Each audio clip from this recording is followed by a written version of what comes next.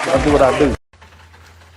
Hey, what's up, everybody? This is Dennis Sperling coming live from my backyard. I want to welcome everybody to the broadcast. As you guys know, sometimes from time to time I will come back here in the backyard and do my broadcast. Shout out to everybody who's contributing to the Super Chat, Cash App, and the PayPal. Ahead of time, I appreciate you guys. And today we're going to talk about this FBA, Foundational Black American African Diaspora War. It has kicked up another notch. And many of you all know that there's a young Nigerian woman who had some very, I'll say a very interesting take on this whole thing. And in fact, she's threatening retaliation.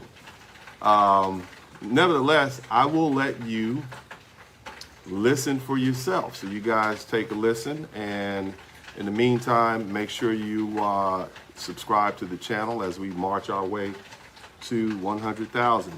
Nevertheless, we'll take a little opportunity, and I'm going to go ahead and get you guys in right now. Check this video out. We'll be right back. If only this reached the consensus of all African and Caribbeans, everybody from Jamaica, Trinidad, Haiti, and Africa, if this meet your consent, since the Black American want to go to war, let's try, let's see. All of us that call out one day from work, all of us across the United States, all immigrants call out from work. Yes. If they want to go to war, let's see what they can prove. And also, all immigrants, like your businesses from all Black Americans, simple as that. Don't let them go into your grocery store. Don't let them go into your restaurant. Don't let them go into your salon. You want to go to war? We will. And also, we can ask all our African doctors, yeah, boycott all Black American treatment. Like I said, you don't want to go to war with African. Trust me. We are 54 freaking country.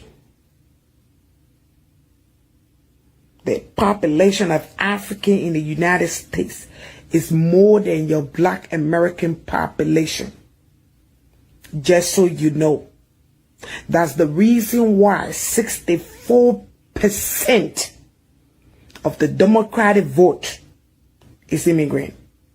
And out of that 64, 54 is Black. So Black America, you don't want to go to war with us. At this point, I don't care if you're a Democrat or if you're a Republican. Because the stupid Black Republicans that are being controlled by the white tea brought this up. And it seems to be that some of you on the Democratic Party side are also getting along. So you want to pick that fight? We can do so. Yeah, we can ask our 54% vote to boycott the coming elections. Oh yes, I can guarantee you, when we boycott it, you will have no seat. Don't play with us. We are calm. We don't intend to insult nobody. We don't look down on anybody. You went through pain. We went through pain. Yes, you went through slavery. We went through slavery in our own house. But we decided in Africa that we're going to put the past behind. We're going to fight for a better Africa. You want to tell us you're the only people that ever went through slavery? No, the Caribbean, Haiti is still going through slavery. Jamaica went through slavery. Trinidad went through slavery. I can name you multiple other African nations that went through slavery. But we don't come out here dragging to ourselves, oh, we suffer history, somebody got to pity party us. No. We work our ass up because we don't want the white tea man to tell us what to do. That's why we work. That's why we don't want to live on the system. So if you're jealous and you're angry about that, go do the job that we do. Go to school. That's all you need to do. I saw your video where you calling for them to boycott African restaurant and boycott African salon. Listen, plus you, minus you, African businesses still gonna go. Like I told you. Like I told you in my previous video. Plus you, Black America, minus you, Black America, African businesses are still gonna go. You're not the only people in America. In fact, we got more white people eating African food and doing braiding more than you African. Even African among ourselves, we do more braiding, just so you know. So braiding is not just thing, it's African thing. So that tells you that we African braid. And we got over 4 million of us here. More than 4 million of us here. So that tells you, plus you, minus you, our business will still go on. But if we boycott you, you in shit. Yeah, you will be in shit. Because guess what? When we boycott you from going to our restaurant, you got to learn to cook, or you got to go eat Madonna shit that they got to give you. If we boycott you coming to our saloons, we will still make money because Africans will support each other. But you don't support each other. That's the first thing. When we ask all the caregivers, all the doctors, all the nurses, if we decide to text each other across the United States and choose that we want to make a phone call and say we calling out, boy, you sister, you got no idea what's going to happen. So, you Black American, you picking a fight that you can win.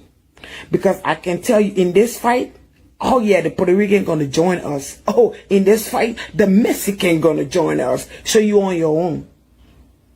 You are on your own. And in fact, most of the people that do braiding are Mexican and Puerto Rican. Not Black American. Like I said, you on your own. That is the reason why you're Black American. You don't get along with Puerto Rican. You don't get along with Mexican. You don't get along with Chinese. You don't get along with Indian. And you also don't get along with the whitey. Because you have an attitude problem. You think everybody owe you something. Nobody owe you shit.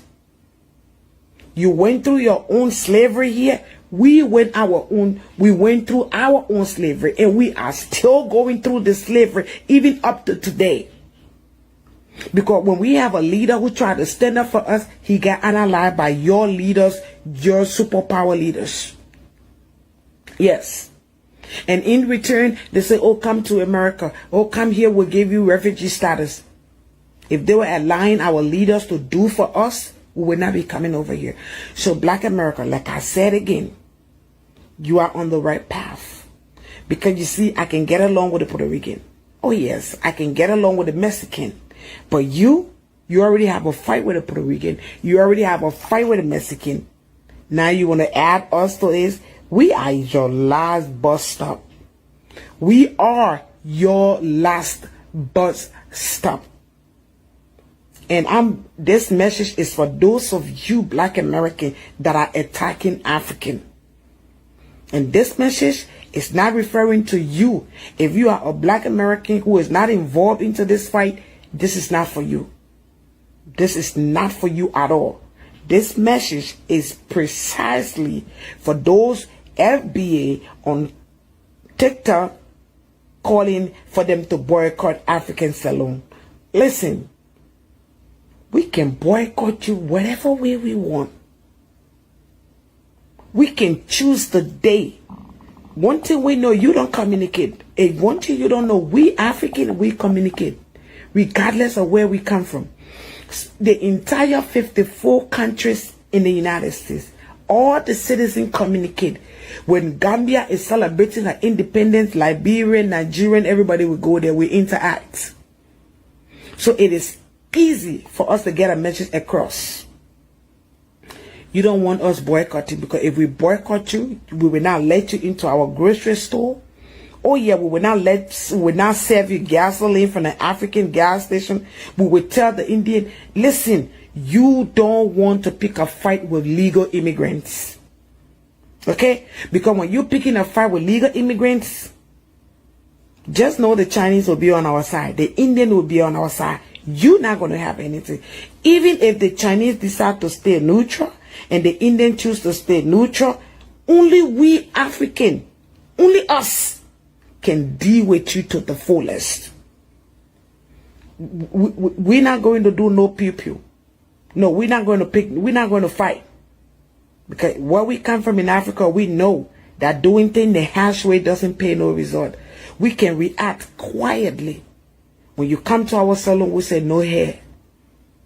Yes, when you go to the doctor, he will tell you, oh, I already finished seeing my customers. The nurses and stuff you come across, all of them are African. Yes, Jamaican and African too. Yeah, Trinidadians are African.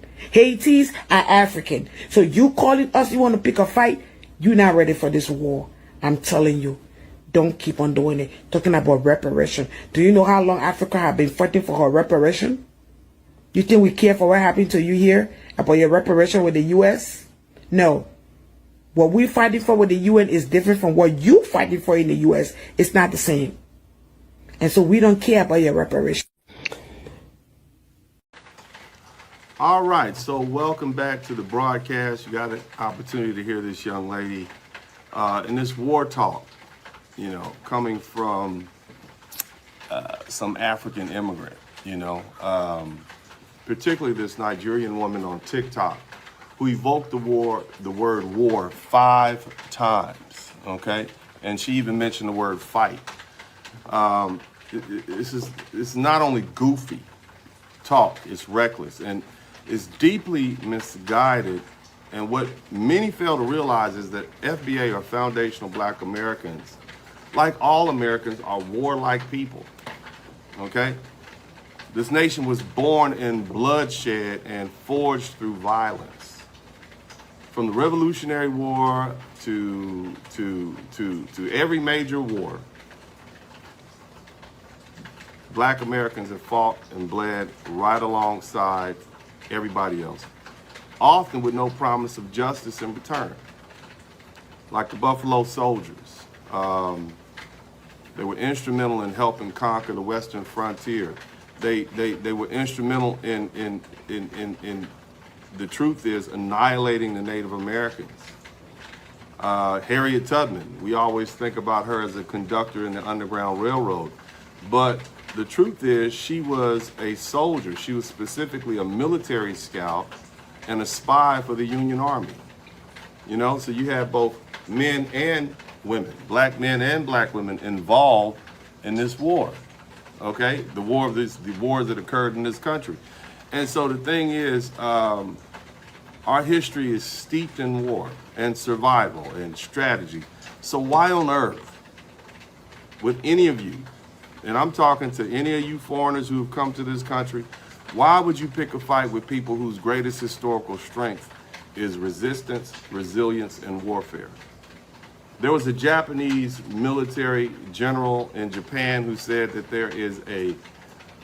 there's a pew-pew behind every blade of grass in the United States of America, and invading it would be nearly impossible. And that is not something that is just germane to Americans of European descent or white Americans, okay? What you have to understand is that if this ever really became a conflict, and I'm going back to FBA and African descendants, if this ever truly became what this woman is preaching, many of those shouting about war from behind the smartphone, you'd be the first ones to cut and run. You see, you already have fled your own country because it's too tough. Why would you pick a fight with some of the toughest people on the planet? See, this isn't a game, all right? And foundational Black Americans are not soft targets. So, you know, I guess, you know, a lot of these immigrants just think we're just over here begging and pleading. That's not us. Let's be absolutely clear about something. This isn't a threat. I'm not threatening anybody. This is a historical observation, all right? If African immigrant businesses owners and professionals, especially Black doctors and shopkeepers and entrepreneurs from countries like Nigeria and Ghana or Ethiopia, take the advice don't listen to these social media provocateurs, okay? They're leading you astray. Here's another thing. What we're doing is we're calling for boycotts, okay? That's what we're doing, right? That's all we're trying to do. And history tells us that anything above that, and when we start talking about these injustices that Black Americans have had to deal with, anything above a simple boycott is really, well, let me say it like this. When the United States Black population or foundation of Black Americans feel disrespected or cornered or oppressed, they erupt. Just like those Korean merchants found out who watched their businesses go up in flames in the 1992 LA riots. You know, following the beating of Rodney King and the shooting of Natasha Harlins, many of them had nothing to do with the initial conflict, but they represented a perceived economic class profiting off the Black community while showing very little respect. And that's the key word, respect, because that's what my Black brothers and sisters want. They want respect, okay? But nevertheless, when they didn't show us the respect that we deserve, they paid the price. All right, now FBA, Foundation of Black Americans, we are not a docile people. We have never been a docile people. No group of Americans are docile, okay? We are not the people who suffer public humiliation or some sort of sustained disrespect quietly. It's not going to happen.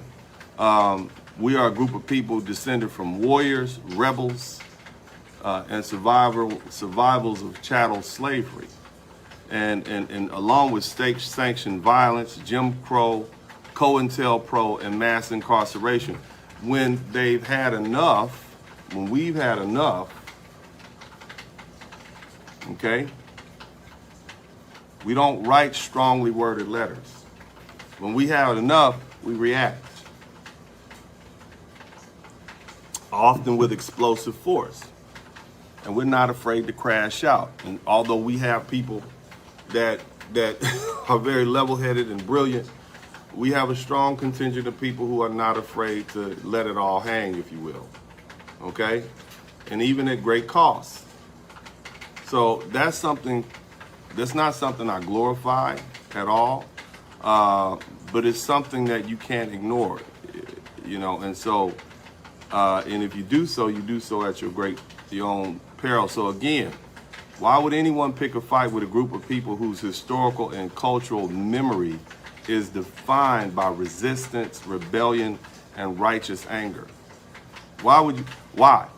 And so this young lady with this war talk on social media, it might sound empowering in theory, but in practice, you're calling down lightning on your own house.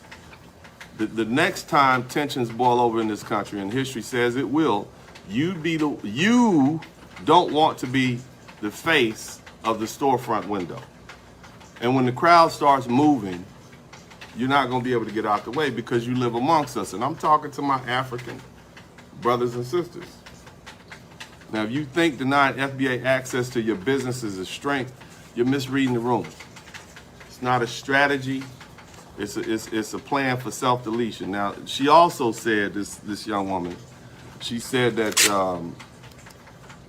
she declared that the Puerto Ricans don't like us and the Asians don't like us. That's what she said. She said that the Caribbeans don't like us. She said white folks don't like us. She said all of this in one TikTok video. You see? She even went so far as to say that the only people that are willing to deal with Africans, and this is what the woman said. Listen, you heard the video for yourself. I can run it back again. She said, we are the Africans' last bus stop, quote unquote, bus stop. That's what she said. Okay? We are the Africans' last, foundational, Africans are African Americans' last bus stop. First off, thank you for unintentionally proving my point. Foundational Black Americans are surrounded by people who benefit from us, who borrow from us, who steal from us, and yet have the audacity to hate us or practice anti-Black hate. This Nigerian woman just admitted that globally anti-FBA sentiment is real. And it doesn't come from white supremacy alone, okay? Not at all, all right? It comes from other non-white groups, as well as including Africans and Afro-Caribbeans, West Indians. But let me educate you all on something, since you clearly didn't think this whole thing through. The African is not our last bus stop. We are yours, okay? Because when you scan the entire globe, nowhere do Africans find safe harbor, except right here under the umbrella of foundational Black Americans. Let's run down the list. In China, Africans are treated like biohazards. Remember during the beer virus? Huh? The videos surfaced of how African nationals were being kicked out of apartments and denied entry into restaurants and forced into quarantines just for being Black. Where were your African brothers then? You got 54 countries in that. Where were they at then? Where was the outcry? What about in Saudi Arabia right now, 2025? Africans, especially Ethiopian migrants, are beaten, they're raped, they're enslaved, and imprisoned without trial. Human Rights Watch has documented widespread abuse of African domestic workers, and many never even return home. Some of you all love going to Dubai because of how rich it is, but what they're not showing you is the poor parts of Dubai, filled with African people who live below the poverty line. They might as well stayed in a third world country they were in. Even when you talk about countries like Israel, which is a first world country, which is a democracy, African migrants, primarily they come from Sudan, they come from Eritrea, and they're labeled infiltrators. Infiltrators. That's how you're treated. They literally cage them in detention camps, and they face open racism from politicians and the public alike. In Ukraine, when the war broke out between Ukraine and Russia, the world saw proof that African students being pushed back to the back of evacuation lines, denied entry on the trains and buses, while the white Ukrainians and the Arabs and the Asians were prioritized. Some Africans were even told either fight or stay behind. In India, Africans are routinely subjected to police brutality. They call monkeys, and they face violent mobs and attacks in cities like Delhi and Bangalore. And even in your own countries, you're being colonized again. You still complain about what the Europeans did. The Chinese are doing the same thing to you right now. They're buying up your land, they're dictating politics, and they're treating your people like squatters in their own nation. So tell me again. Tell me again. I'm listening. Tell me again. Who's the last bus stop for who? Because see, here in the United States, the only reason that you're not experiencing the same level of global anti-Black hostility is because of foundational Black Americans whose blood, sweat, and sacrifice laid the foundation for the civil rights protections that you receive.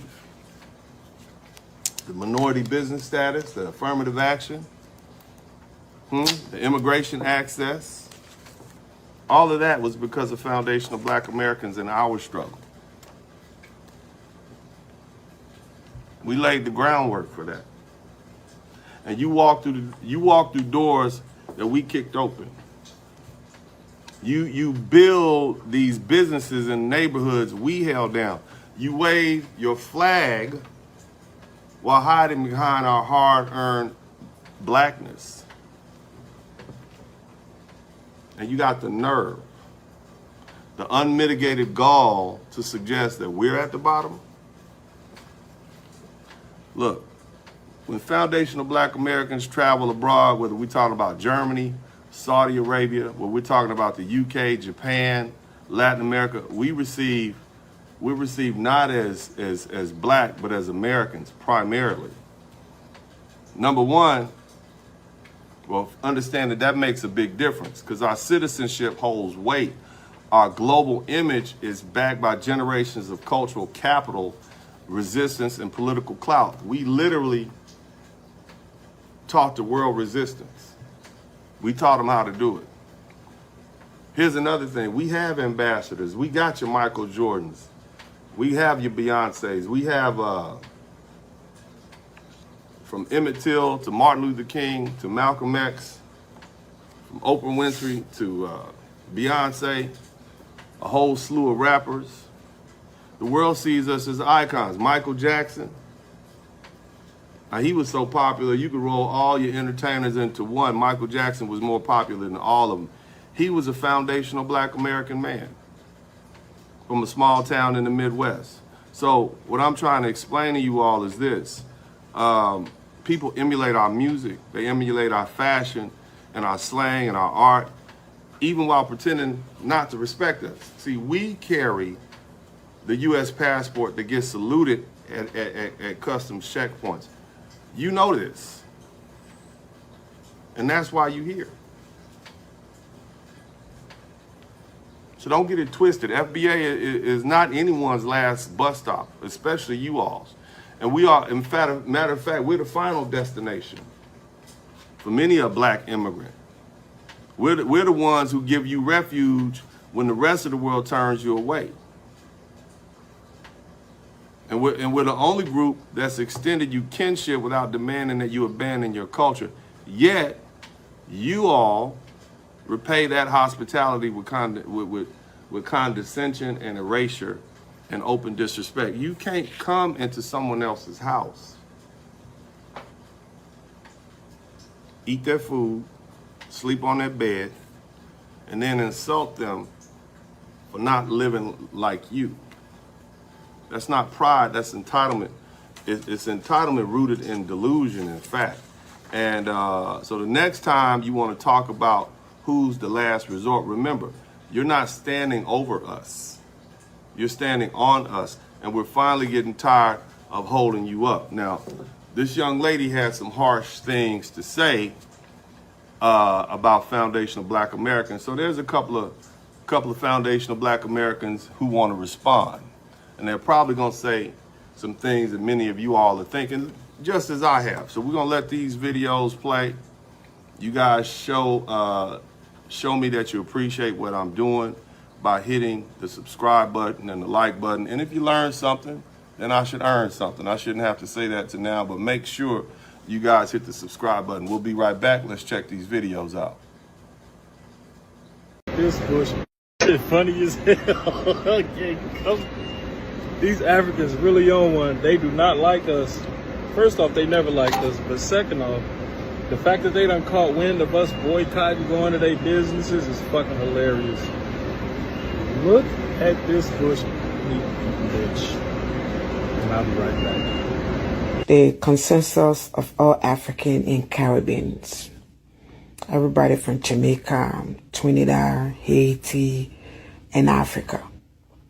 If this meet your consent, since the black American want to go to war, let's try, let's see. All of us that call out one day from work, all of us across the United States, all immigrants call out from work. Yes. If they want to go to war, let's see what they can prove. And also, all immigrants, like your businesses from all black Americans. Simple as that. Don't let them go into your grocery store. Don't let them go into your restaurant. Don't let them go into your salon. You want to go to war? We will. And also, we can ask all our African doctors, yeah, boycott all black American treatment. Like I said, You don't want to go to war with African. Trust me. We are 54 freaking country. The population of African in the United States is more than your black American population. Just so you know. That's the reason why 64% of the Democratic vote is immigrant. And out of that 64, 54 is black. So black America, you don't want to go to war with us. So, first off, bitch, I don't know who you think you threatening. Let me tell you this. Black Americans, we've been spending money with y'all willingly, happily.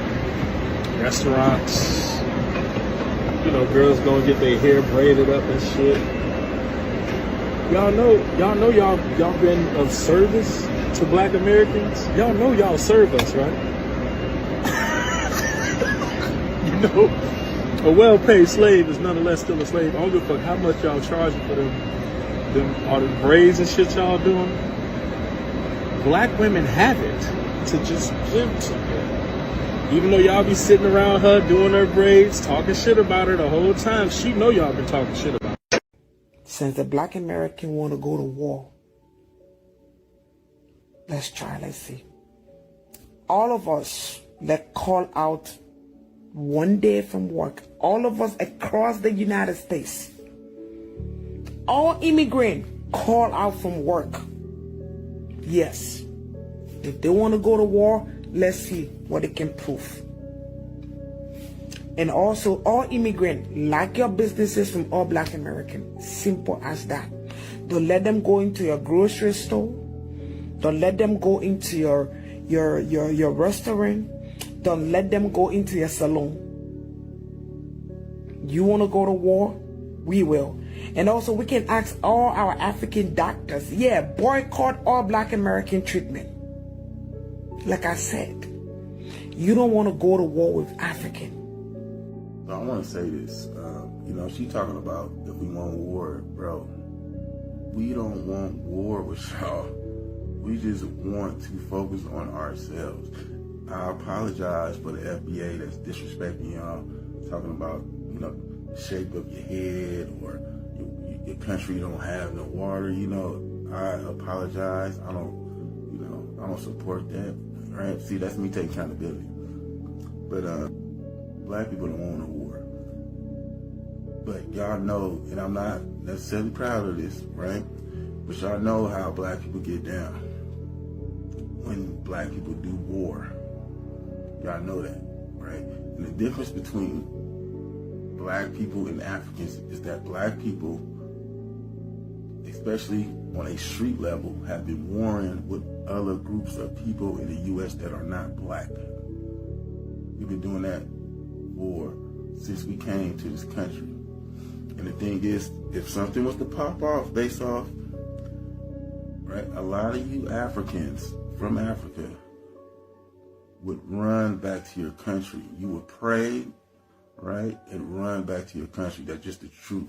Not only do you have all the black gangs, the Bloods, the Crips, the GDs, the VDs, the Vice Lords, and all that kind of stuff going on, but you have black militias in the South that's ready for something to pop off. While y'all are not equipped to deal with a situation here if it was to pop off. We even have a lot of black people who are in the military who got a whole bunch of stockpiles of pews ready. See, we all, FBA, we already have in our mind that eventually something's going to pop off and we're ready. But no matter how much money I make, no matter what I do, how many degrees I get, I already know in the back of my head something could pop off, right? We are well equipped for war here more than any group of black people. Other black groups that come here, they just want to work hard, get an education, and kind of just fit in and do what they got to do. We understand that it could all be taken away from us, so we always got to be prepared. All right, so welcome back to the broadcast. This is Dennis Sperling, also known as the Blizzard King. And you guys saw what some of the brothers had to say about this young woman and her use of the term war. That's not something you want to play with. You know, in fact, I want to reemphasize I want to reemphasize the point that, you know, most Black Americans, man, we have much love for Caribbeans. We got much love for our African brothers and sisters, man. We understand what happened during the transatlantic slave trade. And we were willing to look past all of your part in the slave trade, even the disrespect. We're looking past it, but it's just gotten to be too much. And a lot of Black people, foundational Black Americans, are just tired of dealing with it. And so that's why we are where we are now. Now, there's one particular gentleman, and this is the difference between immigrants and Black America. This is when we start to really dig into the meat. There's an older gentleman, I guess he's from the Caribbean, and he points out the fact that, well, you know, we need you. We need unity right now. And the reason we need unity is because if anything happens, they start deporting Haitians and Caribbeans and Africans. Foundational Black Americans are going to be here alone by themselves. As if we haven't been here alone for the majority of our time in this country. That's just something that needs to be addressed. I'm going to let his video play, and I'm going to come right back, and I'm going to hit that. You guys make sure y'all hit the #1 button. I'll be right back. I have to be sincere and honest. Most of our African American cousins who fictitiously identify themselves as ADOS, FBAs, and pretensions, they are extremely negative when it comes to seeking unity of purpose amongst our people. I don't really understand what some of our Black folk think, that if they delineate themselves in a society where they are overwhelming minority, it's going to bring them some sort of advantage. It don't work like that.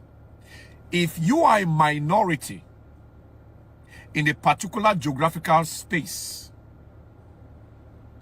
but in the greater geographical space, you are majority. For instance, Black folk or melanated people are the majority in population of human beings around the planet. I'll repeat. Black people are majority in population on planet Earth. We just happen to be very decentralized because of colonialism, slavery, and also bad economic circumstances as a result of neocolonialism. So if you, as a Black person or Black folk, you are trying to delineate yourself and put yourself in that little geographical space that was actually created by your sworn enemies, and think that you're going to be better off living with your sworn enemies away from the greater population of people who look like you, then you are an idiot. Because at the end of the day, look into other races. They have their quarrels internally. The Germans, the French, the English, the Irish, the Scottish, the Russians, they are all Europeans. They have their quarrels. Look at Asia, China, Singapore, Vietnam, Laos. They have their quarrels. But at the end of the day, they stay on court. At the end of the day, if they are fighting for any political and economic interest against another group of people who don't look like them, they come together. It's only Black folk that delineate themselves thinking that they're going to be better off with the very people who are subjugating them and stifling their economic, cultural, and political growth. The reason why I'm saying all this is because the overwhelming negative response that I received for the live I did yesterday concerning the Essence, and when I talked about Essence yesterday, Essence Festival, I was actually in support of the fact that because Essence was a creation of African Americans to express their culture, in as much as the owner of essence is not African American, but they should still show that respect and balance of essence in a way that African Americans will be center stage at essence to highlight and have a full cultural expression of what they have built as a people. But nonetheless, a lot of our FBA brothers, because of the enslaved or the slave mentality that is still possessed, they are missing the point. When we talk about African Commonwealth or global African Commonwealth, it simply means respecting African cultures around the world, which is not homogeneous.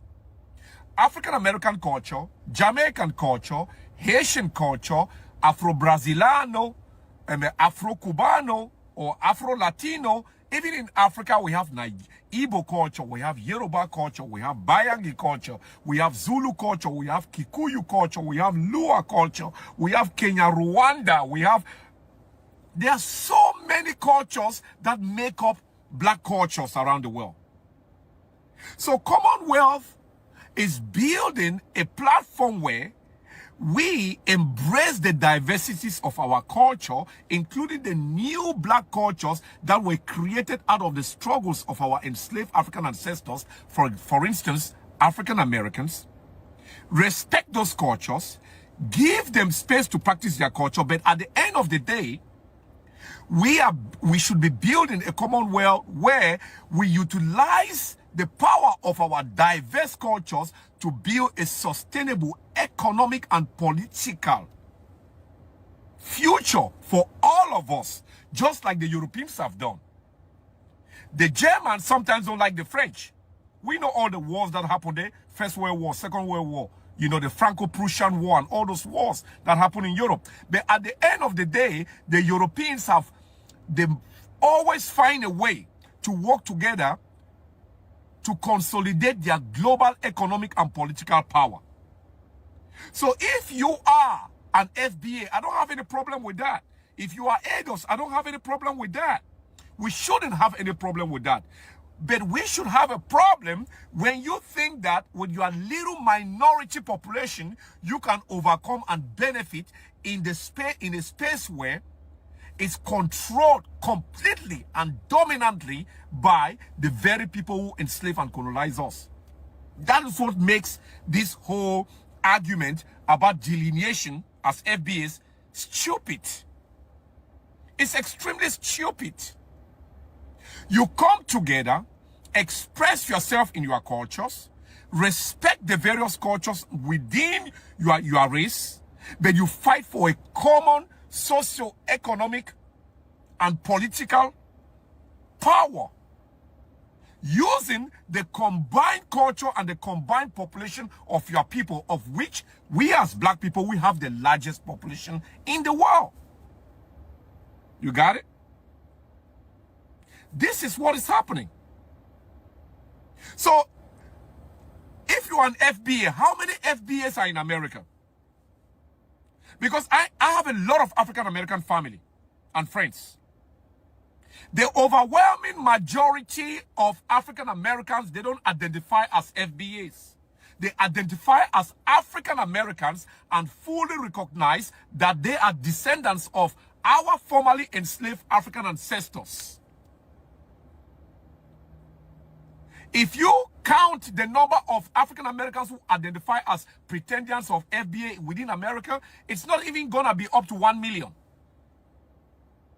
And how do you expect to have any political power, any economic power, when you are absolute minority amongst other groups that don't delineate themselves and they are fighting for a common political and common economic goal? What you rendering yourself to, you're gonna become a useful political and useful economic idiot, delineating yourself from the larger population and try to create some type of fictitious identity that the rest of the world is looking at you as a laughing stock. You feel me? This is what is going on. So I will go back to somebody sent a request. No. So I will go back to the Essence. Let me stay on topic here. Essence Festival. I agree with the sentiment of my African American brothers and sisters that the overly Africanization of Essence is cultural appropriation. I agree with that statement, but with a caveat. These FBAs or these ADOS or whoever what do you call yourself, pretending or whatever, that you are shouting cultural misappropriation of essence. Have you ever asked yourself this question? Why is it that most of the cultural institutions that African Americans have invented, built, and they become successful? Have you asked yourself, why is it that African Americans, these African American institutions, they end up getting sold to the highest bidder? A good example is BET, Bob Johnson. African Americans who create these institutions like Essence or like BET or like, why is it that they keep selling their institutions, their cultural institutions to the highest bidder? The problem is not Africans or Caribbeans culturally appropriating African American culture. The problem is the African American business people who create these African American cultural institutions and end up selling them because they don't give a 1-2 fucks about the African American community. All they care about is their bank account. Rich African Americans care only about their bank account. They don't care about the larger population of African Americans when we talk about commonwealth. That is the whole idea about commonwealth. So, Essence was started by African Americans. And it was widely successful. It started as a magazine. But the African Americans who started Essence, they sold it to Time magazine. They sold it to the YT people. You feel me? So instead of attacking the cultural appropriation of Essence, you should be attacking the African Americans who started Essence, who sold it to the YT people. Then when they sold this Essence to the YT people, Essence Corp, an African brother from Liberia, an African brother, immigrant, who have a lot of more, when I'm bought it back from the YT people. Right? And now, African Americans or FBAs are crying cultural appropriation of Essence. But they forget that when somebody buys something in a capitalist society, they can do as they please with it. When someone buys a company, a corporation, a store, a restaurant, when someone buys a business, they can do as they please with it because they own the business. So, the question should be, why are the rich African Americans who start this institution, why are they so quick to sell these institutions away after they have succeeded?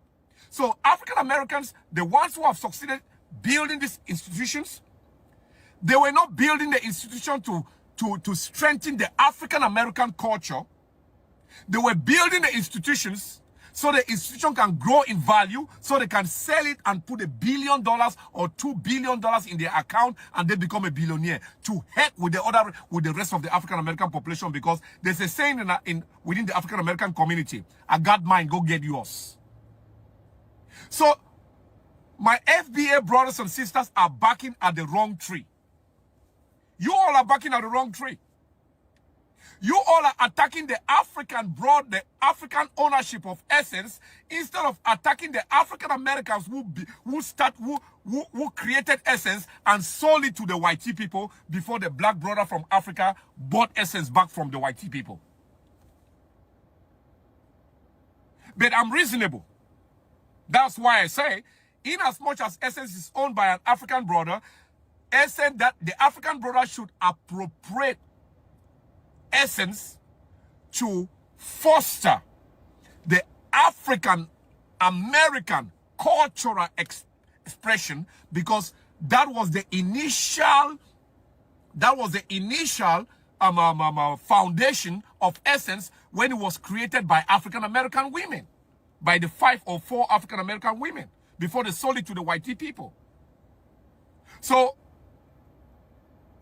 I don't like the fact that it's been Africanized completely the way it happened.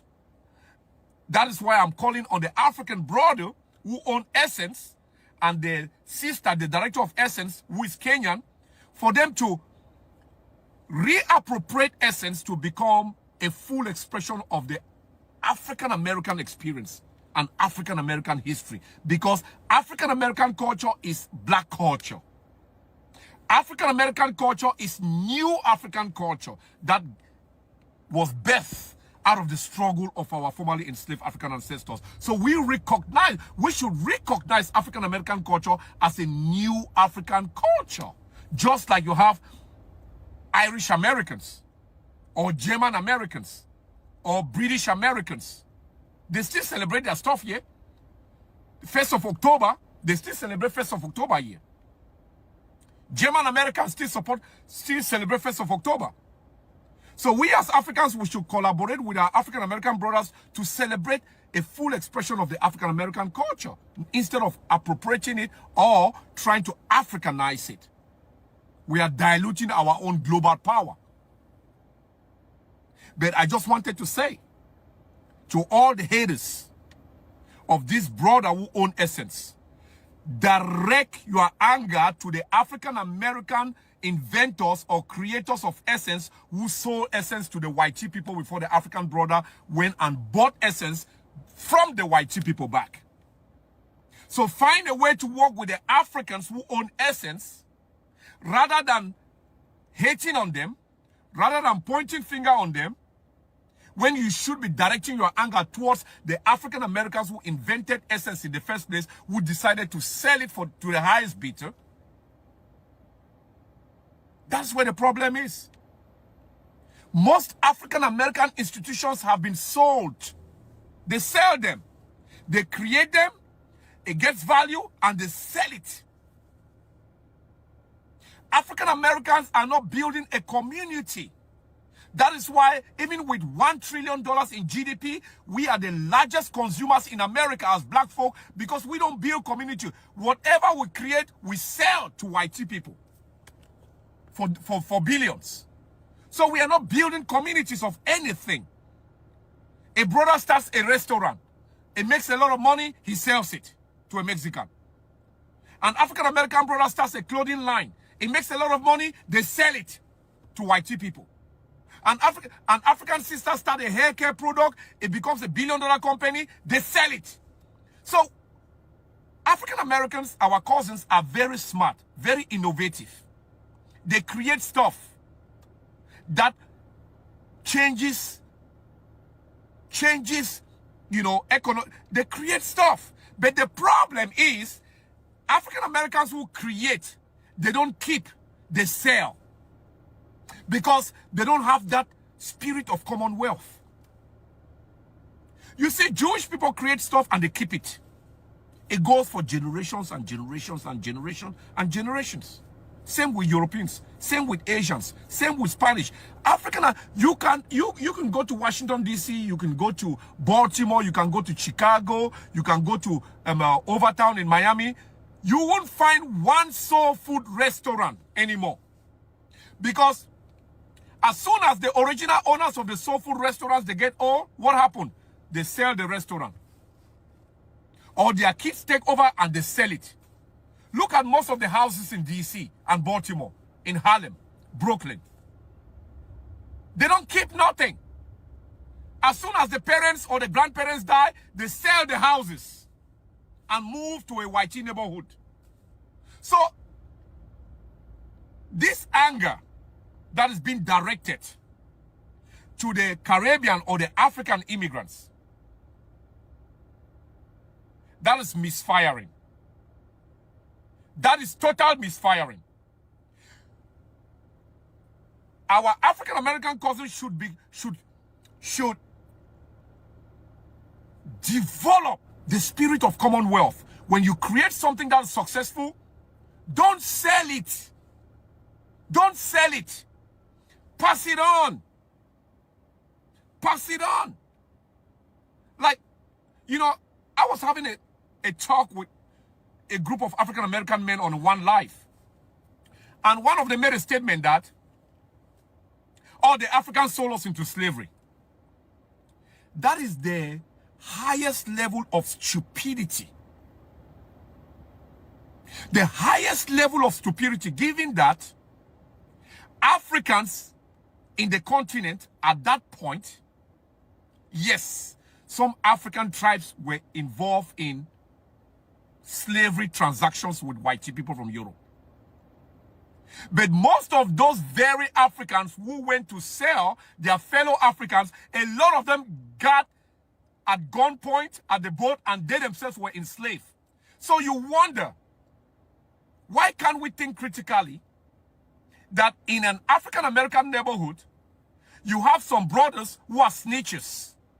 You have some brothers who sell their own brothers for $1. You have some brothers who will snitch on their entire friends for $1. So don't you think that that particular brother who is African American, who is a big snitcher, would have been one of those type of Africans back in the day, the DNA, who were selling their own brothers? So the very people who sold their brothers into slavery in Africa, they are in America. They are in America. That is why you see a lot of brothers be snitching. They don't keep nothing. They are here. They are everywhere. They are in Africa and they are in America. They are in the Caribbean as well. So a snitching African American brother, their DNA is linked to that snitching African brother who was selling their own people into slavery. So all of us are involved. It was not the Africans in the continent now who sold African Americans, but it was Africans who participated in that slave trade with Europeans. Some of them ended up becoming slaves in America and the Caribbean. So you don't have to look further. You don't have to look 13,000 kilometers away in Africa to find who sold you. They are among you all in America and the Caribbean. They are there. They are amongst you all. You don't have to look too far. So it's a misguided and stupid argument about who sold who. When the very people who sold some of their own brothers and sisters ended up in the slave ship as well. And they are living with you in the Bronx. Their descendants are living with you in the Bronx. Their descendants are living with you in Harlem. Their descendants are living with you in Southeast DC. Their descendants are living with you in Overtown, in Southside Chicago. That is why you have brothers in America and in the Caribbean who are snitches, who will sell their own brothers for a penny. Just like you will find those kind of brothers also in Africa. Let's not get it twisted. So, basically, I just wanted to bring this point out. I'm going to leave you all. Stop pointing the finger at the African owners of Essence. Point the finger of anger to the African Americans who created Essence and sold it to the white people before the African immigrant came and bought Essence from the white people. Point the finger to Bob Johnson who created BET and sold it to the white people. Most of the institutions that were created by African Americans that succeeded, they sold it to white people instead of keeping it to build a stronger commonwealth for every single African American. They choose to sell it so they can become billionaires and live in their big mansions in Malibu, California. They don't care about the rest of the African Americans, the 99% at the bottom of the economic ladder. That is why we, the small people in Africa, the Caribbean, and in America, we should come together and realize that the billionaires amongst us as black people will not save us. We have to come together in unity of purpose to build a commonwealth for ourselves. Black billionaires are the most greedy, self-centered, selfish individuals in the world. Black billionaires are the most selfish, self-centered individuals in the world because they are protecting their wealth, and their wealth benefit mostly other race of people. Black billionaires, their wealth only supports and create wealth for non-black people. So we, instead of delineating ourselves and calling ourselves FBAs and all this, we have to find a way to build commonwealth. Commonwealth, African Commonwealth, global African Commonwealth doesn't necessarily mean forget about your culture as an African American. You keep your culture because that culture is a beautiful culture. African American culture is a beautiful culture. Igbo culture is a beautiful culture. Yoruba culture is a beautiful culture. Zulu culture is a beautiful culture. Jamaican culture, Haitian culture, Afro-Braziliano is beautiful culture. I am talking about Commonwealth, where we use our human and natural resources to build a solid economic and political framework for all of us to benefit out of it, like how other people are doing in Asia and in Europe. But some stupid black folk will come here, instead of talking about Commonwealth that I'm talking about, they're going to be talking about some stupid pretendian or FBA or ADO stuff. We always get off topic. Black folk always get off topic. The reason is because self-hate. Self-hate. We're talking about Commonwealth. They are talking about identity. It's a disconnect. Big disconnect. When you're talking about Commonwealth, identity don't have to come in.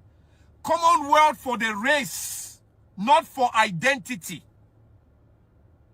Commonwealth for the race, for the black race, not identity. Black people have more than 10,000 identities. Only in Africa, there is more than 6,000 different identities. Igbos, Yoruba, Ashanti, Kikuyu, Zulu, Oromo. Commonwealth is not about identity. Commonwealth is the benefit of the entire race. So if you think that FBA is not a race, FBA, I agree. I will call African Americans foundational African Americans. But remember that FBA is an identity. It's not a race. That is why the rest of the world is laughing at black people. FBA is an identity. Foundational Black American is an identity, if you want to call yourself that. It's not a race. You are still black and descendants of African enslaved African people. Your race is African. Your identity is American or FBA or ADOS, whatever you want to call it.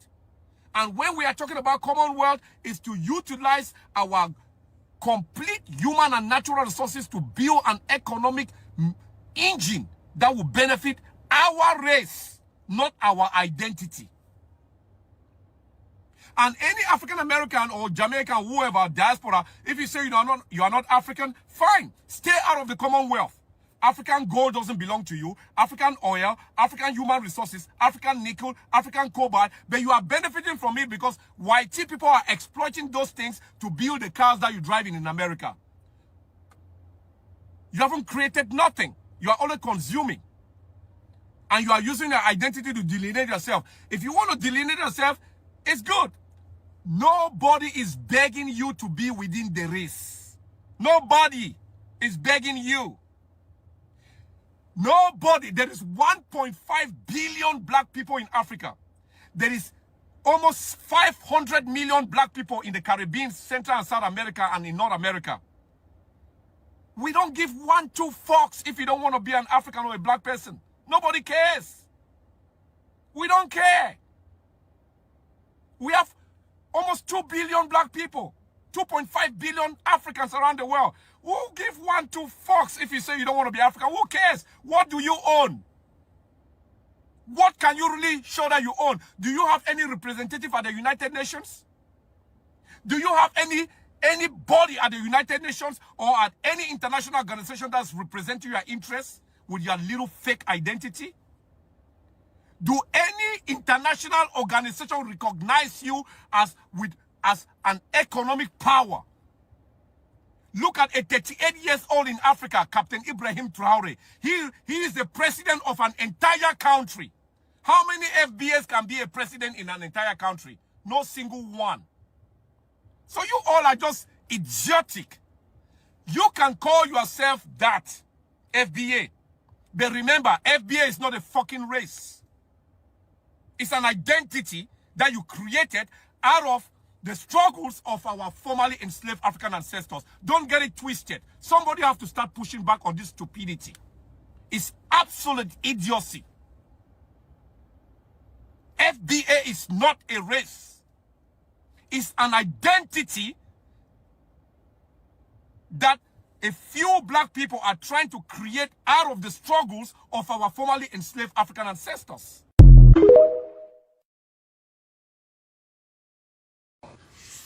All right, so welcome back to the broadcast. You heard what the older fella had to say, right? And the thing I want you all to understand is this, okay? This is my position, and I think if anybody who has a decent understanding of American history, you'll understand the following. We made more progress when it was just black people and white people in the United States. Okay? And when I say black and white, I'm talking about black Americans and white Americans. See, before 1965 is when all of the hard work was already done. And it wasn't until after they started letting immigrants in as buffers to try to slow down our progress, because that's what you all are. Black Americans had tore this country apart. We've made so much progress so rapidly from 1955 to 1965. We literally upset the social structure in this country. And the powers to be recognized, man, we got to slow this thing down. And so before that 1965 Immigration and Nationality Act, the United States had a total population of 179 million people, and that's according to the 1960 census. And, you know, just so you give you some numbers, Asians were 980,000 people.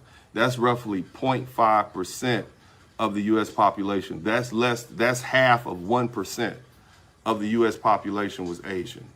Okay? Now compare that to now.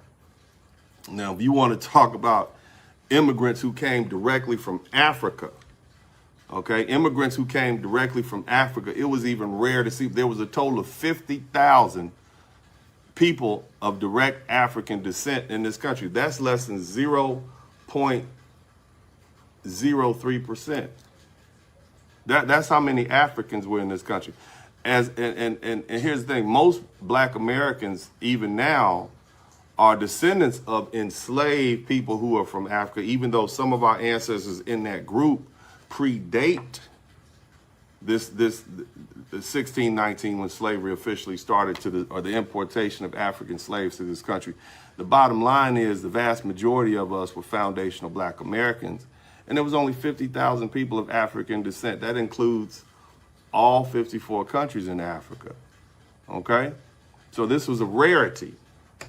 Right now, 25%, or about 10% of the U.S. population is African or of African descent. 10% more, and I'm talking about 10% of the black population, which is in itself about 13%. Now, as far as the Mexican immigrants, there was only about they say 576,000 people who were born in Mexico. That represents 0.3%. Again, that's less than 1/2 of 1%. You had less Mexicans directly from Mexico than you had Asians. Okay, now the total population of people of Mexican descent was 3.5 million, which was a total of about 2%. So the overall foreign-born population in the United States was 3.5 million, or 2%, or I'm sorry, that's the Mexican population, 2%. But the overall population of foreign-born people in this country was 9.7 million. So less than 10 million people were people born in another country and then relocated to the United States. That's 9.7 million. So that's a total of about 5.4% of the national population. Everybody else was black and white. Everybody else was born here. And the cold part about it is that the majority of the foreign-born individuals were basically what we consider European. They were Italian, they were German, they were from the UK, or they were from Ireland. Okay? Whereas at that same time period, black Americans comprised 18.9 million people. That's almost 19 million people who are foundational black Americans. All right? So what I'm trying to explain to you is we don't need you. We didn't need you back then. We don't need you now.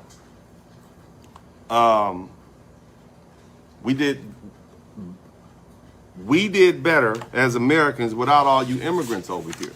All the hard work had been done already. So when you start talking about black folks being isolated or black folks not having backup, that's just foolish talk.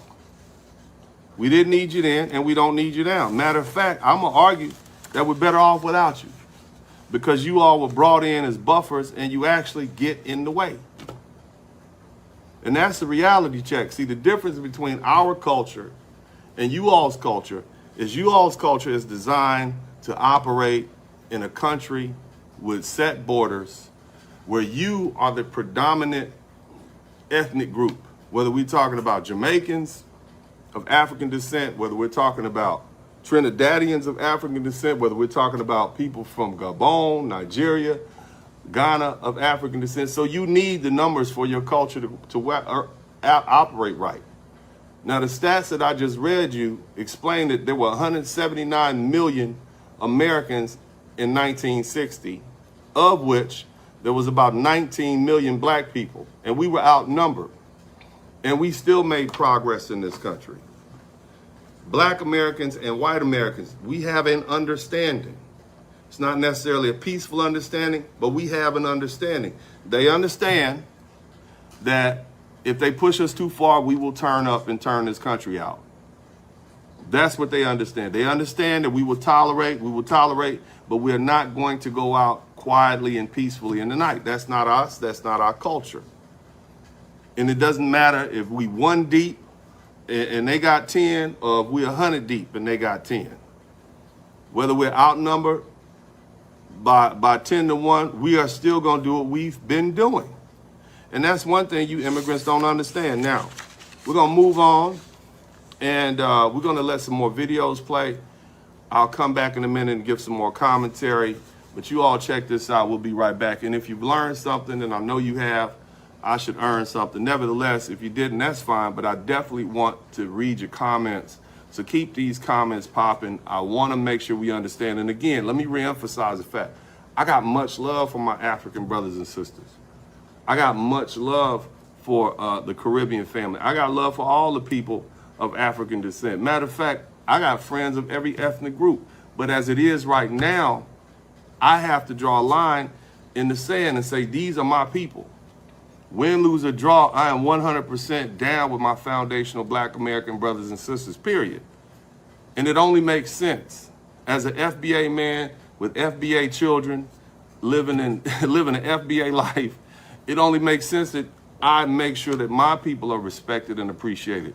And anybody who can't respect that is stupid. Again, we're talking about a boycott because black Americans, foundational black Americans, are tired of the disrespect. So we're going to talk about this a little bit more. You guys hit the #1 button. I'll be right back. to whoever needs to hear this. A boycott is a boycott. That's all. A boycott is a boycott. This video because I wanted to support Shaya Shelf, who is promoting a protest for August 1st. Complete blackout on African braiding shops, restaurants, and stores, right? I'm absolutely here for this. I'm showing my support because I do this in my everyday life. I do not shop with the Africans. Ain't no African ever braided my hair, put their hands in my head, or none of that, right? I don't do the restaurants. I stopped like years ago. I do not shop with their stores. If I walk into a store and I accidentally realize, oh, not for me, right? So she's encouraging that we do an August 1st protest all through the month of August. I think it should continue throughout for the rest of the year, right? Let them really feel the heat, okay? Because they are confused about who they are, who we are, and what this is all about, right? They're so busy licking boots, they don't seem to want to give us our respect. They need a wake-up call, right? Because clearly they don't understand that the large majority of why you are even in the space that you're in is because of us, and that our dollars are the ones that pay your bills. Because we black them out. I want to see how many white people finna support y'all, right?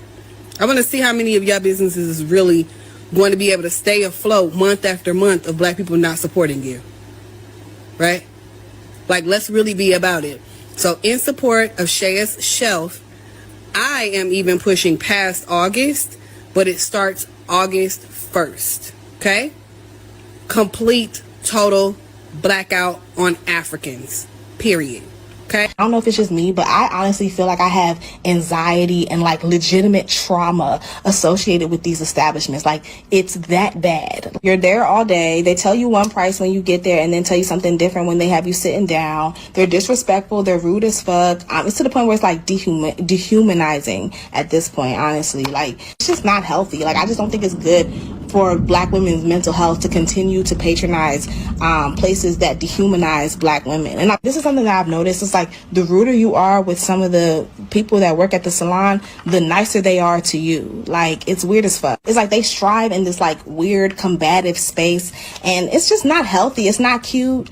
It's not professional. It's just, it's honestly disgusting. I wouldn't even describe it as ghetto. Like, me calling it ghetto is actually an insult to ghetto people, because I know ghetto people who still conduct themselves with a certain level of professionalism. So it's beneath the ghetto. That's how bad it is. But yeah, y'all got it. I'm done supporting these businesses. I just don't think it's worth the time. I don't think it's worth the stress. If you know any African braiding salons in the Philly area, or in any area for that matter, that showcase just a certain level of professionalism, please comment below.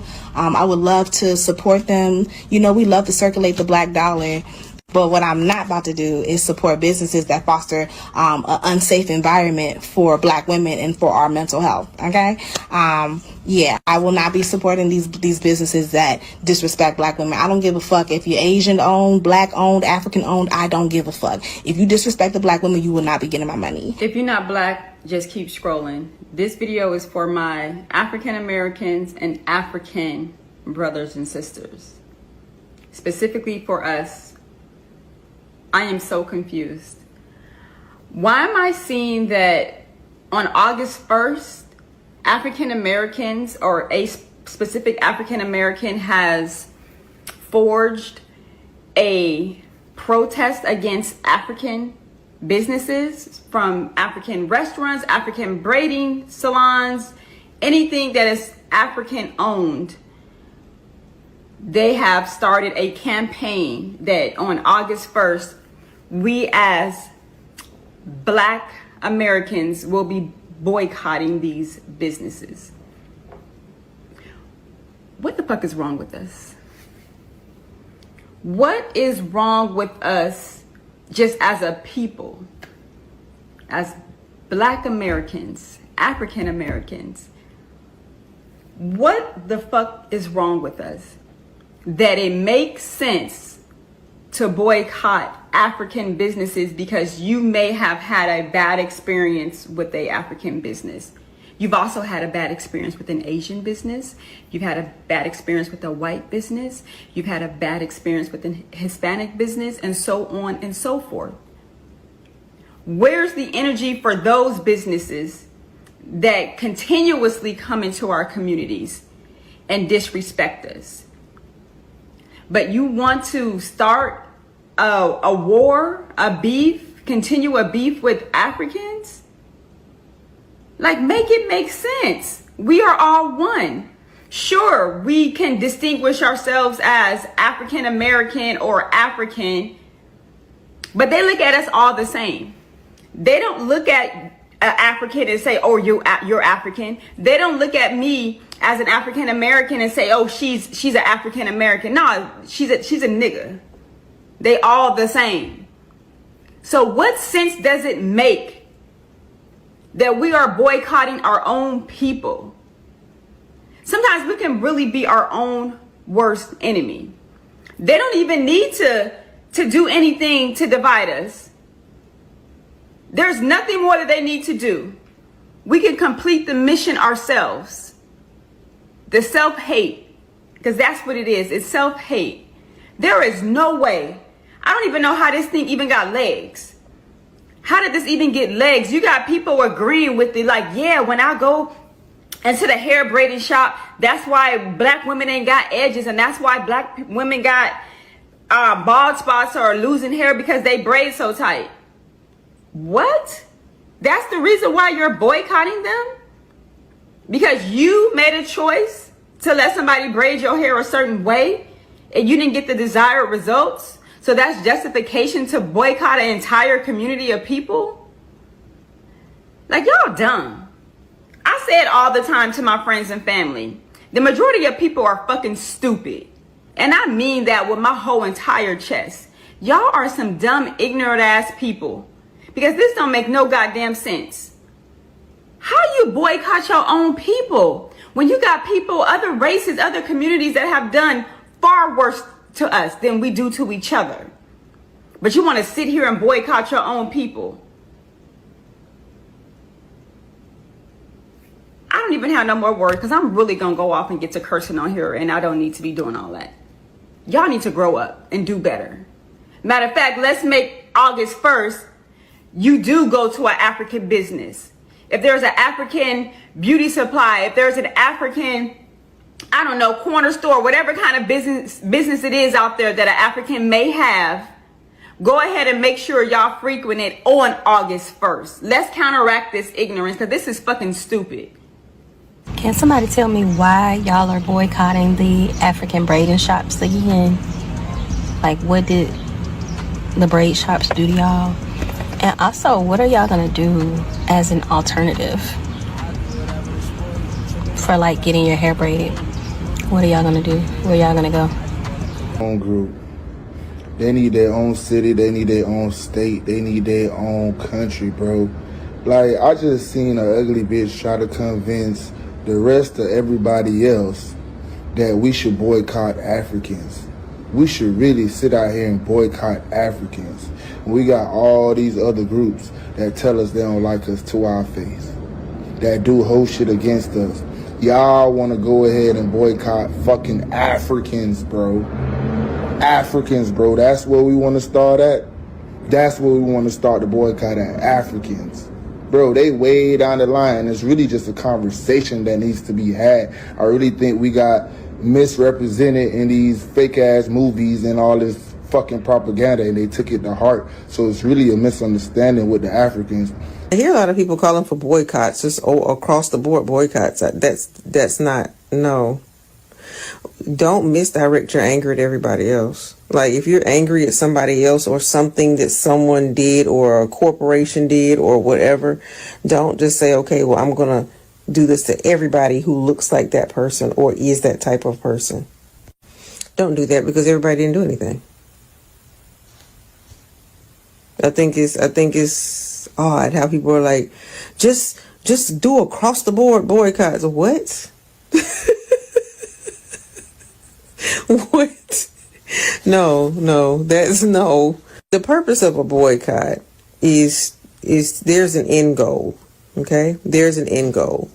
It's not out of vengeance, and it's not supposed to be out of just pure anger. I'm mad at you. It's not supposed to be vindictive. Do you guys understand that you have free will?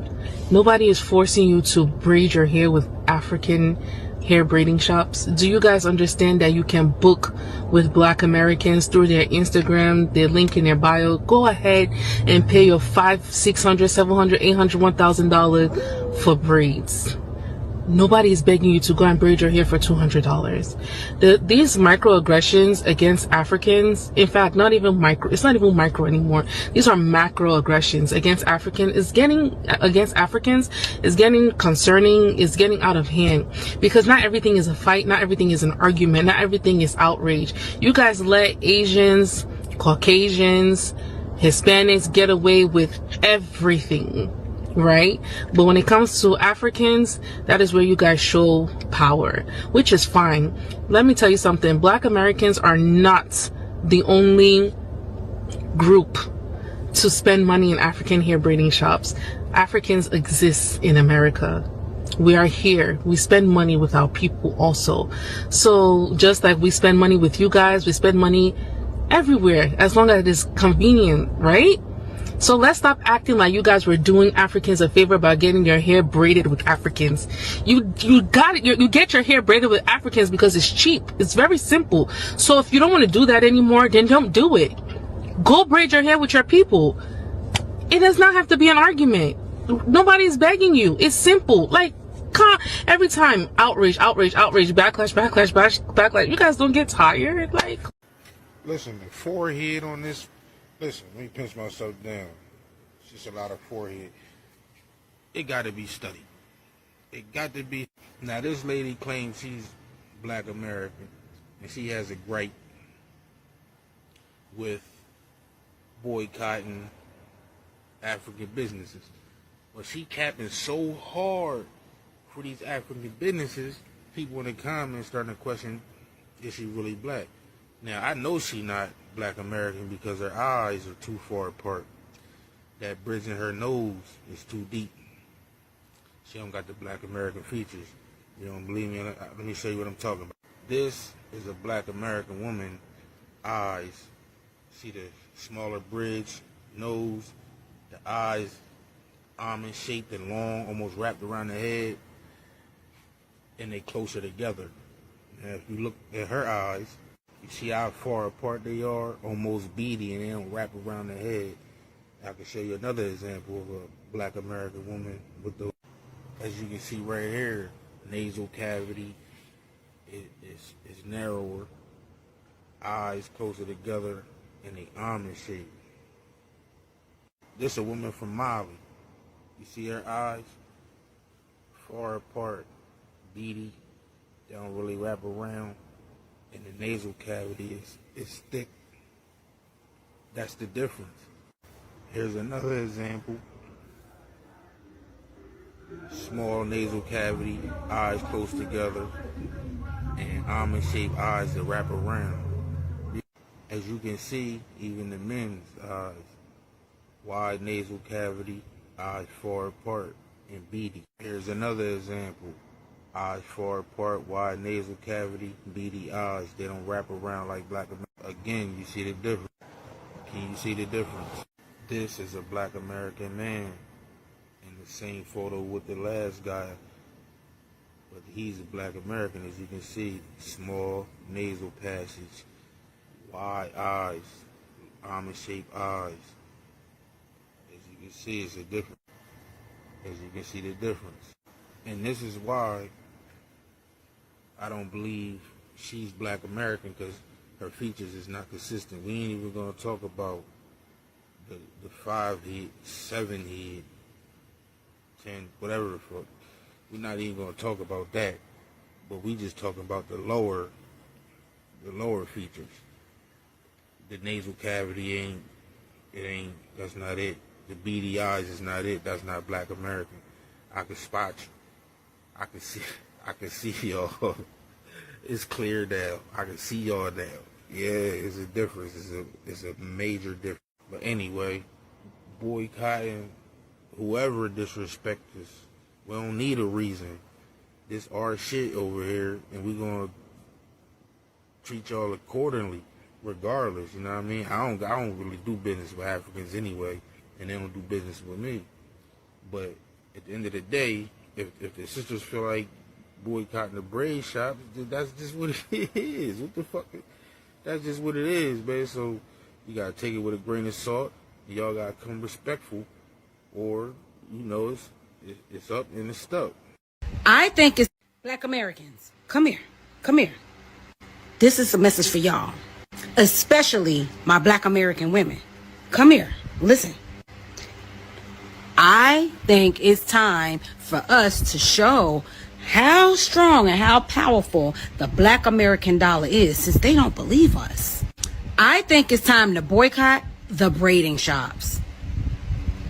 That's what I think it's time to do. It's time to boycott the braiding shops. Stop going. We know how to braid. Let's braid our own hair. Support our own small businesses. Stop going to the braid shops. Teach them how to have some fucking respect, because they have none. Black American power. Black American dollar. They need us. We don't need them. Remember that. Do I wish there could be unity in a community? Absolutely. But that ain't gonna happen until they give us our fucking respect. And they've never done it. So, fuck all that. Boycott time. No more African braid shops. It's time to boycott the African braid shops. Stop going. Let's show them how powerful our Black American dollar is, since they think we can't control this fucking narrative. Since they think we got everything, let's show them how much we really fucking got. Black American power. Again, I'm gonna keep saying it. Like, follow, share, comment below. Hi guys, welcome back to my channel. So guys, this gotta talk about boycott African businesses, and a lot of people have a problem with that. But this is my question though. For Africans from Africa, born African. I'm not talking about Africans born in the U.S., right? I'm not talking about that. But Africans from Africa who come here. Have you ever seen Africans patronize like black businesses, black restaurants? Like, have you ever seen an African in like a black barbecue restaurant or soul food restaurant, right? Or a fried seafood restaurant or whatever? How you see Africans patronize these establishments? Or at a barber shop, or at a FBA salon? Look, I'm gonna tell you what I see. I do sometimes see Africans go to FBA churches, and that's it. But I'm talking about like actually supporting like these businesses, which I have a problem with us, with FBA boycotting y'all businesses. Like I said, last I checked, I don't even see y'all eat soul food. Y'all have a problem with black people saying they don't eat African food, but Africans from Africa, I don't see y'all eating soul food or barbecue at all. Like I said, you see, the issue with this is the FDA is trying to tell y'all it's about reciprocity. We're not seeing that from y'all. Yes, American-born Africans, they do pretty much everything FBA do because they have the same mind frame. We're not talking about that. We're talking about Africans from Africa or Africans in Africa, right? I need some answers. So I've been seeing a lot of videos, want to know why is the August 1st boycott of African businesses happening. So I've prepared a few snippets for you to watch. Follow along. You black Americans, you feel so entitled. Over what? The next right. Lazy ass motherfuckers. Yes, you guys don't like black Americans at all. You guys just say bad things about them. They're criminals. They're from slavery. They are not from Africa. They don't know their home. Oh. I don't think Africans should be calling themselves black. We have the most genetic diversity in the African continent, and we're reducing it to a skin color. That's a mockery of us as an African peoples. White people are not the problem in America. There is a narrative that is constantly attacking white people in America as if anyone born today enslaved anyone born today. It didn't. Like, nobody that's white today enslaved you. They cannot walk away and pass the liquor store. that when the cop pull her over, we don't have to stop fighting. I have my First Amendment right. What do y'all feel like y'all should do in order to know where you guys come from? Are you guys doing the DNA test? We're telling you, we're telling you I we're know, from America. So That's you it. are still Like, that's- enforcing us to have to prove to you that we're black enough or we're African enough. We don't feel like we need to do that. Well, then that's disrespectful. How is that disrespectful? Because you don't even want to try. Y'all not even taking the time to talk to us without criticizing us. We're weak, we're lazy, we don't fuck with them. The fact that you didn't want to do the DNA test, the fact that you didn't want to do this is showing how ignorant you are. That's what we I'm see ignorant because of that? No, that's why the boycott is happening. I hope all those preceding videos answered your question.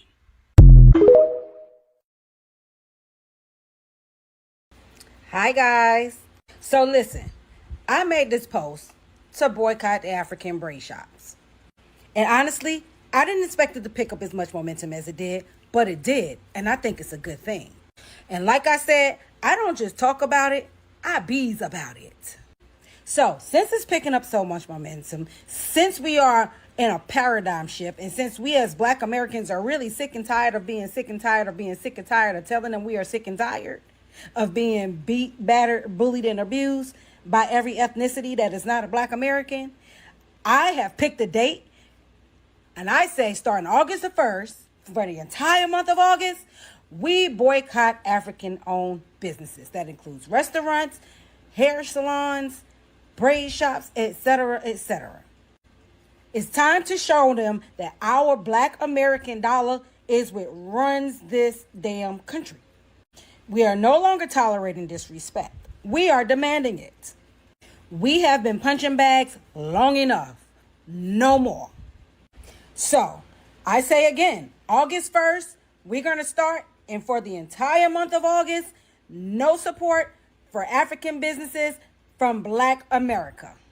Now, there are some of you in the comments that are saying, well, if we're going to do this to our own people, to Africans, which, by the way, they're not our own people, they are not Black American, and they don't even want to associate themselves with us, but I digress.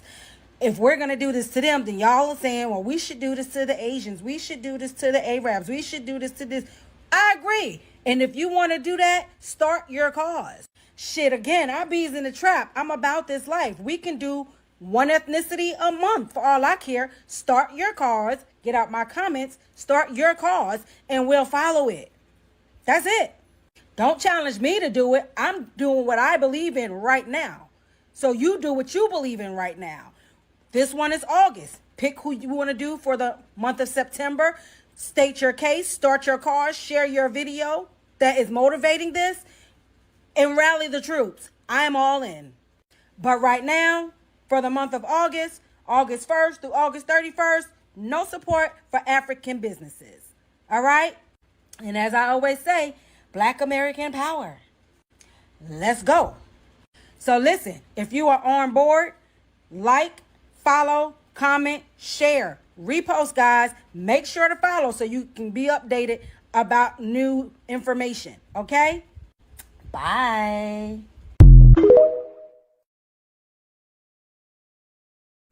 Hi, guys. This is for my brothers, Black men. I'm going to say this with as much love as I can. I'm going to ask you, why in the fuck are y'all making videos asking why we gotta wait till August to do our boycott? Before you even answer, I want you to ask yourself, is that shit helpful? And then two, you don't have a fucking movement, so why the fuck are y'all worried about our shit? Either join the shit or shut the fuck up. And I mean that shit. Like, I love you guys, but I need for you to shut the fuck up. Like, ain't nobody ever told y'all to shut the fuck up. Just shut it. Shut up. Shut up. Why are y'all talking to us about this shit? That's a question you need to ask yourself. Why the fuck are y'all talking to us? Shut up.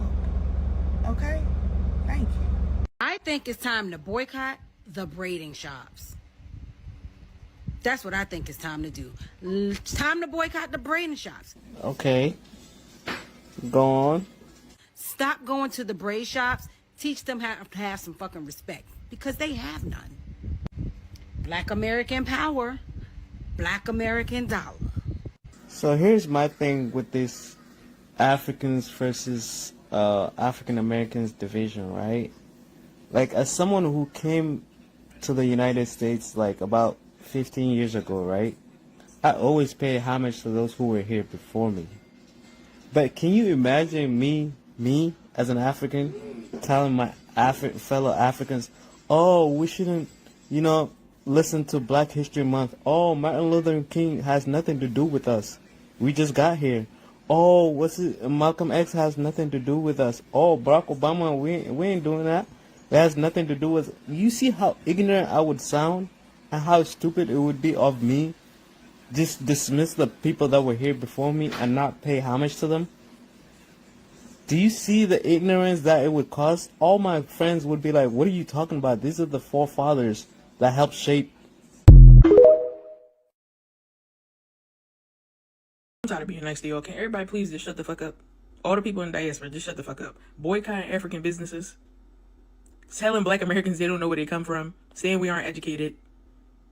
Saying Africans want to be like us. And if they do, so the fuck what?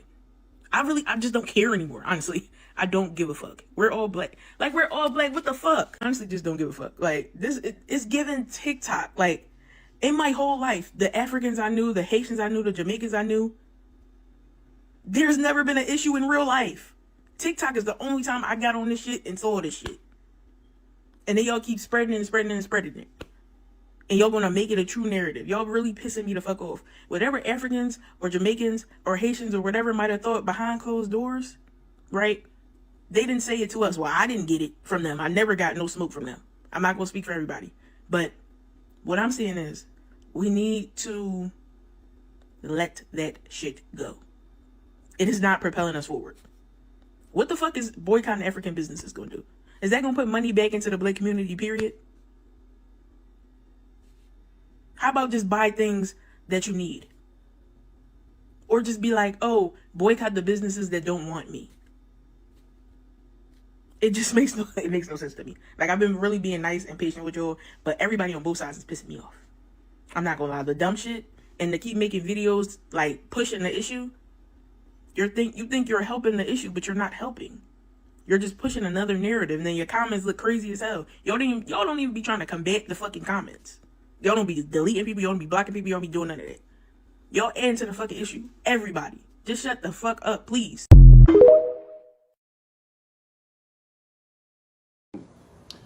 All right, what's up? Welcome back to the broadcast. I hope you guys have enjoyed. Hope you all have enjoyed what you've seen so far. So here's the thing. Another issue that we're dealing with amongst FBA, Foundational Black Americans, and African immigrants is the perception that of the superiority complex that Africans bring with them to our country. You know, it's another major point that can't be ignored, and is deeply rooted in the superiority complex that many Africans and immigrants from the Caribbean bring with them when they come here, okay? To a country built on our black backs. And this arrogance isn't just accidental. It's cultivated abroad, it's fed by Western media exports, whether we're talking about television, radio, whatever, the news. Other thing is, of course, this missionary education that they receive, the colonial conditioning that frames Black Americans as lazy, violent, criminal, or culturally bankrupt. From the moment these people set foot on U.S. soil, many of them arrive with a ready-made bias shaped not by their own experience, but by propaganda, okay? And let's be honest, this mindset is readily apparent. It's just there, from the lowest of the low to the highest of the high. It's not just how they speak to us, it's about how they speak about us. Often in their own languages when they think we don't understand. Okay, even if we can't read or don't understand their words, we hear their body language. And there are countless testimonials, even within their own communities. All right, there's a young lady that I'm gonna let her play next. She talks about one of her parents is a Black American and the other one is a a black man from Africa, okay? And, you know, and she says there's issues in that particular situation, issues in there. She grew up with her grandparents really not liking her and treating her bad. And it's instances like that that force us to have to really accept the fact that these people think they're better than us, okay? So we'll let that young lady's video play, and I'm gonna be right back. Y'all hit the number 1. So I saw that on August 1st, there's going to be a boycott of African restaurants, salons, and hair places. And at first I was like, oh, why are we not supporting our, you know?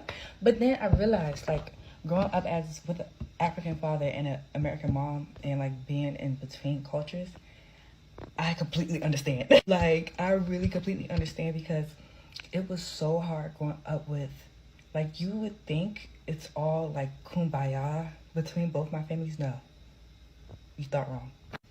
My dad's side of the family, like my aunts and especially my grandmother, like, she treated me so bad. And I, to this day, like, I don't know why, but they're racist. Like, Africans are racist. And I don't think a lot of African Americans don't know that Africans are racist, but they have the same mindset as the white man. I'm not gonna lie to you, they really do.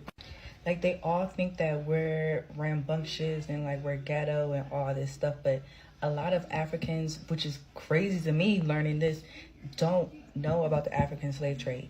Like, when I graduated high school, that was my first time my aunt saw the movie Roots. My cousin showed my aunt the movie Roots, and she didn't know about slavery. Like, she was like, oh, I understand why African Americans are like this now.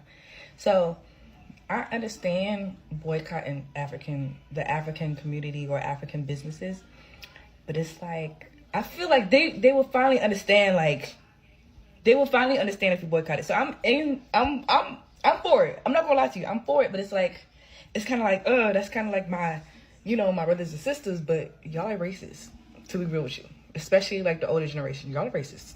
And y'all need to stop with this mindset. And they only hang around white people. They only hang around their own people. They don't hang around. You ever see an African really hanging around African Americans? I mean, my aunts and uncles don't, so. But when this happens, they will really get a taste of their own medicine. So, should have been nicer. Sorry. Should have did your research. All right, welcome back. You heard that testimony from the young lady. Now, you know, about this superiority complex that a lot of Africans come to the United States with. And many of us, you know, we've heard the term akata, which is a Yoruba word. It's a derogatory slang for black Americans, and it kind of relates to a stray cat or a loose cat or a cat with no home, okay? But nevertheless, it puts us in some sort of lower caste system. That's not unifying language, okay? That's racialized classism wrapped in melanin. That's all that is. And even prominent African figures have echoed these sentiments. In 2017, in an interview, the Nigerian author, and I believe his name is Chimamanda Adichie, okay, he admitted that when she first came to America, she too had internalized negative stereotypes about black Americans before she even learned otherwise. And that's a well-educated, globally acclaimed intellectual. So imagine what the average immigrant has been told. Imagine what they believe, all right?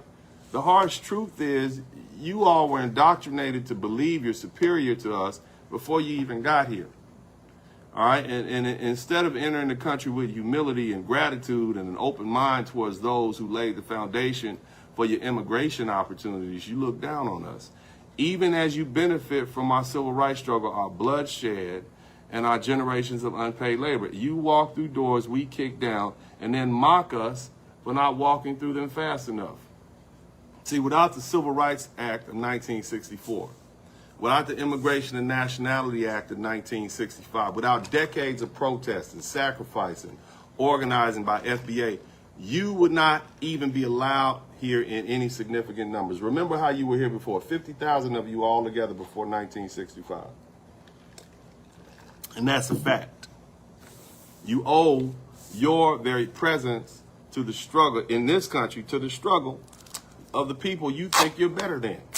And I find that ironic considering when the Italians first came to this country, when other Italian immigrants would come, they would talk horribly about them. They would treat them terribly. We, on the other hand, didn't have those attitudes with you. We embraced you. Okay? But, you know, the fact is, again, you all owe us. So when we point, and when I say we, I'm talking about foundational Black Americans, when we point to your smugness, this better than you posture, it's not projection, it's a pattern recognition. All right? And if you want to know why FBA delineation is rising, why we're refusing to let you ride our backs while spitting on our faces, it's because we finally had enough. Enough of the backhanded compliments, enough of the superiority complexes, enough of being disrespected in our own house. Okay? We're not your doormat. We never have been anybody's doormat. We're certainly not your scapegoats. We are the descendants of the people who built this nation, and we will be respected accordingly. So the next time you come into a space talking down to FBA, understand that you're standing on our ground, enjoying our sacrifices, and facing the people who will no longer tolerate being belittled in their own homeland, not even by people who are of the same ethnic group or color. Y'all check the rest of these videos out. I'll be right back. What I'm getting is we failed to boycott Target. We failed to boycott Lululemon. We failed to boycott all the businesses that are failing us. But we woke up and chose to boycott African businesses starting August 1st. I'm here to tell you that August 1st is too far. Actually, I should start like right now and boycott it forever, because obviously priorities aren't set straight. Yeah, they are all the way messed up. You called us African booty scratchers. We took it. You said we stink when we were in school. We took it.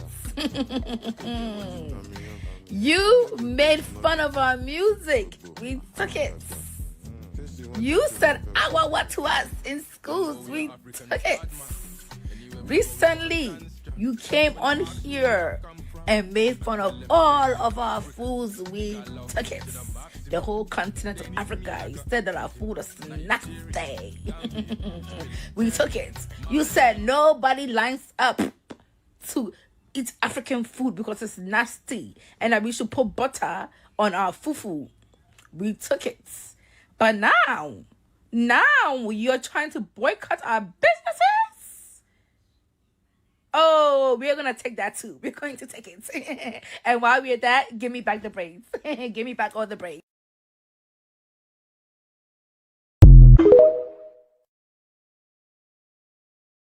Wait a minute. So y'all are telling me starting August 1st, y'all are gonna boycott African businesses? I don't understand where the disconnect happened. Like, I thought we was cool. Back in like the early 2000s, y'all was calling us African booty scratchers, making fun of us for speaking a different language and just being different in general, never really included us. And then here comes the 2010s and shit, and y'all are like dripped out in dashikis, taking 23andMe, ancestry tests, talk about I'm half Nigerian, don't know shit about the culture, but y'all wanted to be woke and hop on this African trend so bad for what?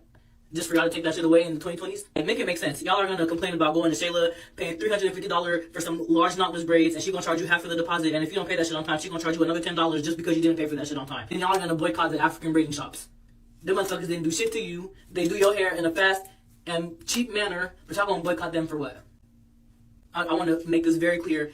Africa is a fucking continent with 54 countries, and I'm tired of y'all bitches getting that wrong, because y'all coming on here sounding dumb, stupid, and broke on some real shit. These people come all the way across the Atlantic Ocean to start a new life, don't know the language, don't know the tradition, don't know shit, get it out the mud, the real definition of getting it out the mud, and y'all gonna boycott them because y'all mad that fufu don't got flavor. Is that what it is? I don't know where this is stemming from. And this is why the Black African American community will always have the crabs in the bucket mentality, because we're doing stupid shit like this over some little shit, when this should be the time where we're really uniting together. We have a whole ass country against us, a whole ass administration against us. The last thing we need is to be against each other. But y'all want to boycott African businesses. Stupidness. Who the heck started this whole boycott African businesses trend? Like, seriously, people's priorities are messed up all over the place right now. There are actual people being held in concentration camps. Genocide is happening in multiple places around the world, and y'all are focused on boycotting African businesses? You're under spells, people. I'm so confused. Look at how far we've come. Africans and African Americans. This is exactly what people mean when they say we're our own downfall. African Americans benefit from African culture every day, from braiding shops to restaurants to traditions and so much more. Africans in America today wouldn't be where we are without African Americans. They have paved the way for us in so many different ways. So why not boycott the businesses that don't benefit us in any way? Why not keep the same energy for the culture vultures, who, by the way, aren't just white people, who profit off of us every chance they get, who profit off of us but tear us down whenever we thrive? People talking about boycotting African businesses but can't stop shopping at Target and sipping on Starbucks and buying that nasty-ass McDonald's. Outsiders don't even see a difference when it comes to us. To them, we're all the same. So what is this energy? Why are we the ones dividing ourselves? Please, let's get it together. We've lost our fight. I just heard some people were planning to boycott the Africans on August 1st. And my question to that is, why do you have to wait till August 1st? Do it now. Do it right now. I could give a shit. Let's do it right now. When I wanted to boycott Target, I didn't wait till a specific date. I did it that exact same day I made the decision. I stopped going to Target. I didn't say, let me go to Target one last time before the date I have specifically set aside to boycott Target. No, I just started that exact same day, and that was it. Okay, why are we in a hurry to get as close as possible to Massa? I want to know, why are we in a hurry to get as close to Massa as possible? Yeah, because this is very anti-black, and I can prove it. It's super anti-black. How is it anti-black, and how is it doing Massa's dirty work? Yeah, you say that it's because the Africans are taking money out of the black community and sending it to Africa. Okay, that's fair. But I don't see you boycotting 7-Eleven and the Arabs. I don't see you boycotting the bodegas and the Dominicans that run the bodegas. I don't see you boycotting the corner stores. No. I don't see you boycotting the Chinese restaurants. No, you don't do any of that. You boycott the Africans. This is heavily what Massa wants you to do. Do Massa's bidding. You have to. This is so similar to what happened in South Africa. Why are we so in a hurry to get as close to white people as possible? What's up with that? What exactly did they put in the water that makes us want to be as white as possible? Want to be so white adjacent? What is up with that? I am so curious at this point because it is baffling. And for the ending of this video, how did the girlie say it online? You hate your mother. You don't like your mother. Which makes it so easy to hate yourself. You don't hate the Africans. You hate yourself. Yo, y'all are really mad at Africans. You guys are really mad at the whole continent. You guys want to boycott our businesses and stuff like that, but most of you guys still wear Lululemon. What is the problem? I'm not understanding, and I'm not like, why are you guys so mad? Why are you mad at us? Why are you guys so mad at us, honestly? Funny thing is, if we all get pulled over by a cops, we're still black at the end of the day. At the end of the day, it's still going to be the same thing. Why you guys, I don't know why, like, this is, no one is trying to steal nothing from you guys. You guys are not trying to steal nothing from us. What is the problem? What is the problem? There's been a lot of xenophobia happening in the black community within the diaspora, but most importantly, the supremacy happening in the African American community, and that's been very interesting to witness. But ultimately, the most interesting conversation that came from that is the "we're boycotting African braiding shops" conversation. If you don't know, there's a growing movement for African Americans to boycott African braiding shops. Ask me, what did African braiding shops do? Nothing, because the issue is not necessarily with them. But before we start here, let me give you the parallels of why I think this is so interesting. Be mindful that one of the cultures of America is to be self-centered, and it's ingrained into Americans of all sorts, including African Americans. It's not meant as an insult, but that's just how it is. On one side, we're talking about boycotting African braiding shops as a retaliation towards something that they had nothing to do with, really, but we could not boycott companies that actually harmed us as a community. McDonald's, Starbucks, Lululemon. And to put a pin in that, to connect it to a different pin, just about 2 years ago, we were having a conversation about braiders. We talked about braiders being very unprofessional, braiders coming in late, braiders were just not up to quality. They were asking for too much money, right? $500 for knotless braids. I'm coming up in your house, your kid is there, it's making a lot of noise, you're late, da-da-da-da-da, you're not giving my refund. A lot of these conversations were being had by Black women of all sorts. However, in the comments, quite frequently, you would see people say, well, that's why I go to my African braiding shop, because they are this, that, and the third. They have been in the business for far longer, and they can learn new styles, and da-da-da-da-da-da-da. They were quite grateful to have that second option because the alternative was not working. And that's, you know, okay. Second side is the reason as to why the boycott is happening. If you guys don't know, the boycott is happening because of Essence Fest. From my understanding, the Essence Festival is a Black American festival, right? It celebrates Black American culture, especially its history in America. Unfortunately, in an act that's so familiar about Black businesses being sold to other foreign entities or whatever, Essence got sold to a group of Africans. Basically, from then on, the Black American culture was dissolved out of Essence and it became something more resembling of Afro Nation, I suppose. And I'm saying I suppose to drastically show you the comparison really between African American culture and African culture. Like, you know, you understand they went from point A to point B. And African Americans are upset, which for me is valid. It's reasonable. This was a celebration of your culture, right? Cool. And so let's put a pin in that right here. The plot twist, though, is rather than petitioning Essence, boycotting Essence, or even talking about how Essence sold out and this is an Essence issue, Essence needs to be an African American culture-based festival, da-da-da-da-da-da, the animosity was geared straight towards Africans. The entire pillar of capitalism was missed and skipped by a lot of creators who talked about it, and instead they targeted Africans, which became a heated conversation between two parties. And this is where I refer back to what I said in the beginning, which is like, America tends to be very self-centered, because if I called my cousin right now who's been in the country for 20 years, who's a Black woman who loves makeup, and I said, hey, what's Essence Fest? She's gonna say it's a festival and have no understanding that it's connected to Black American culture. Unfortunately, African American culture is not explored and shared and learned as it should be globally, even in the country. And so a lot of people, frankly, just didn't know that Essence was a primarily African American culture based festival. The thing is, people would go and enjoy Essence Festival without understanding the background. So they'll just enjoy that there are Black people, Black foods, people are happy, people are having a good time, but they're lacking the nuance that it was an African American based festival. And so rather than targeting these kind of conversations, these kind of questions, Essence, you shouldn't have done that. And to the people who bought Essence, this is what Essence is ultimately about. Essence should have never sold out, da-da-da-da-da. It was instead pointed towards Africans. And the conversation has evolved to now, because Africans bought Essence and made it African, we are no longer spending our African American dollars at African baiting shops. Also, special edition, there is some pressure from Kenya ultimately trying to puppeteer to get its hands on the African American dollar, which is very true, unfortunately. Which gets interesting because one of the people I follow often says that there are conversations you cannot have online, and I think this is one of them, because rather than focusing on, like, for example, the Kenyan government doing that, and the Kenyan government trying to manipulate itself into getting to the African American dollar, instead it's become a whole conversation about how Africa is asking for reparations, which they're not. How Africa is doing this, da-da-da-da-da, which they're not. Africa is a whole continent. It is like it's populated by countries. We're not even talking about specifics. We're not even talking about an entire focal point. It's just become a conversation about, once again, xenophobia, and unfortunately African Americans separating themselves from every other Black demographic because of a lot of trauma, misunderstandings, and lack of communication and a bunch of other shit. And that's the entire conversation. Pin it somewhere. I don't know. I can't believe what I'm seeing today. On this app, there is nothing you would not see.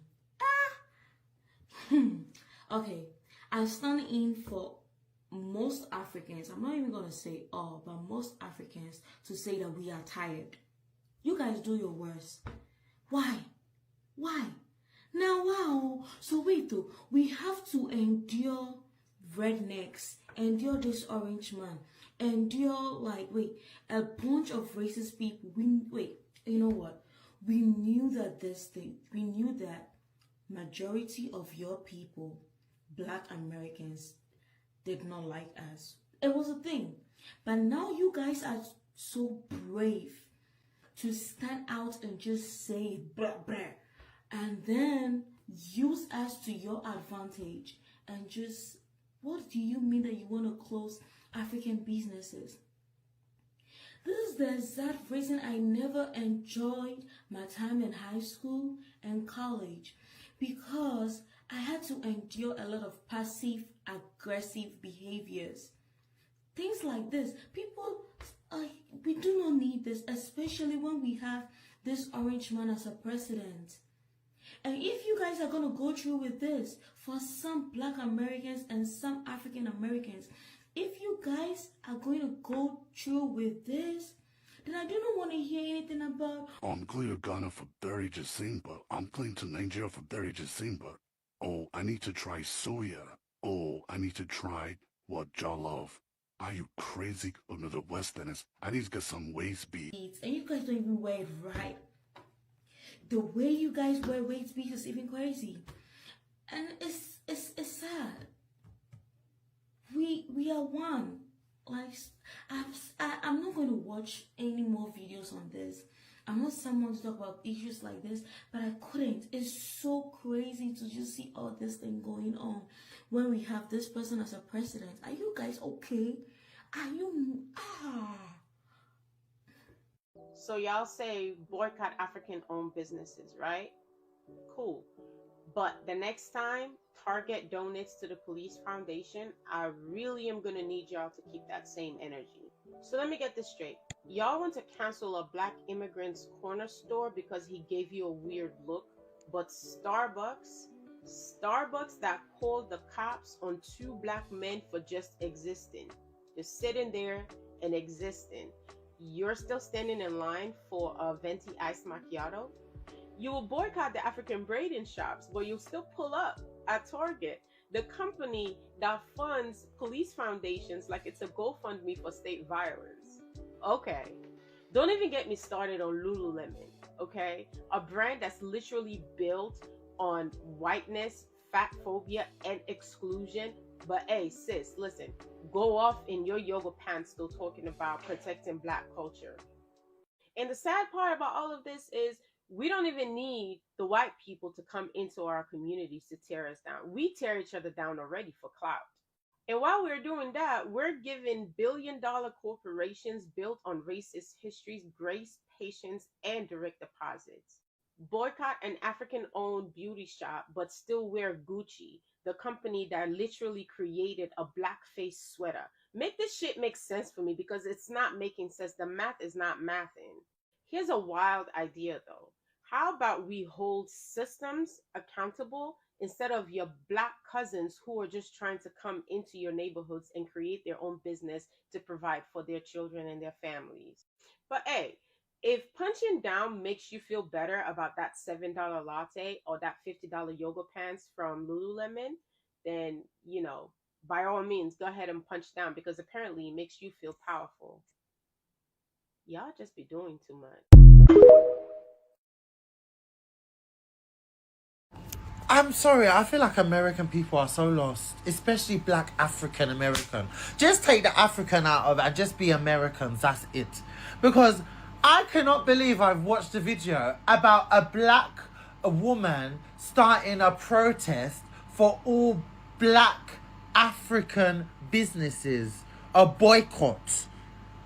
And the way that this woman speaking, I watched another video of this woman supporting her, yeah? And she's like, I've never been to the Afrikaans, and I've never even had no African braid my hair or put her hand in my hair, and I never ate that African food. Yeah, I'm here for the boycott. And I'm like, you sound like a racist white woman. You do, but you just happen to be, and they'll be going around. I tell you, I always said it. Do you know how much arguments I've nearly got into? And it's not always by me, because when you're here, you know, Americans, they just see Britain as like fake black people. We have no culture. We have no history. We're unseasoned. When this country is extremely multicultural, and it's very rare that, very rare, it's very normal for you to meet another person regarding every ethnicity, everybody, and ask, where are you from? And people always say, oh, I'm born here, but blah, blah, my parents are here, and then, in America, I'm African American. Oh no, I was born in Texas. Oh no, I'm born in Georgia. Oh no, oh my God. I don't understand it. The way that black African Americans see Africans in general is so disgusting, like with the bottom of the barrel people. But yet you classify yourself as an African American, and why? Then take that African out of your name and just be a normal American. Gosh. How the hell can you make it seem like we're so uncultured when you don't even know half of where you're from? If you talk, the only thing I've ever heard is people that have Jamaican parents or they've immigrated from the Caribbean. That's all you hear. Do you know Nigerians that are there? It's very obvious when someone's Nigerian. They will say it loud and proud. Yes? Or Creole. They like saying that they're mixed with Creole.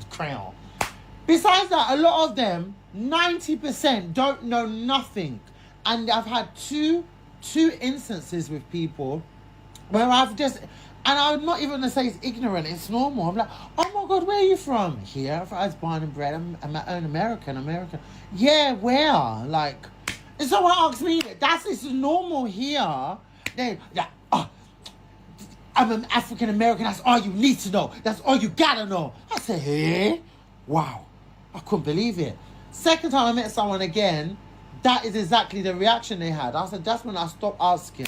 You just from America, you're from Chicago, you're from Minnesota, you're from all of, this is states in America.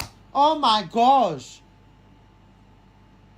I don't know if it's a hurtful thing, but I just don't understand. I find it so bizarre that so many people don't know where their origins are from. Like, what's in your bloodline? And don't just say things to make it sound exotic, because they love this racially ambiguous mix, that they've got this mix, they've got a bit of, get out. What is it? They don't know, but they want to hear, and they want to be downplaying our food with this, uncultured, no this. Now look, a whole black woman, African American, boycotting African businesses. Your own people. Wow. And then people want to complain about Trump. So can you imagine being in a place where now he's banned all these countries, right, from entering the US that aren't American citizens, and then you have your own African American people still pushing the people. I don't even know. I can't even speak. I just find it so disgusting. I find it just, I don't understand it. What kind of rubbish is that?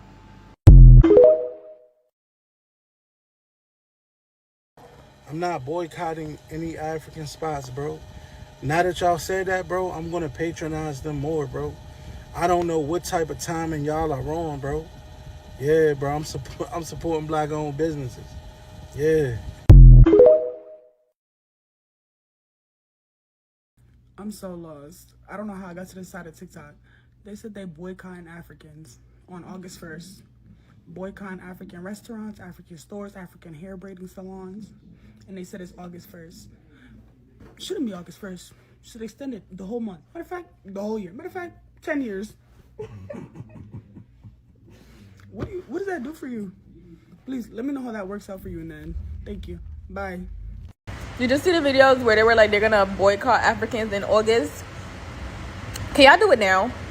Like me, if I was so passionate about something, I would never wait till the next month. Do it now. What's holding you? Do it now.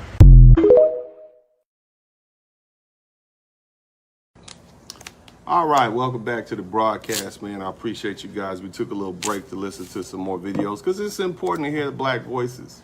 It's important to hear everybody's side. I mean, you know, it's a family fight at the end of the day.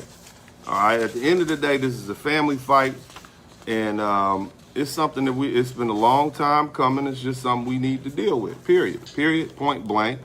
And anybody who doesn't have an appetite for it, oh well, it was bound to happen. And this is something we got to deal with, something we have to deal with.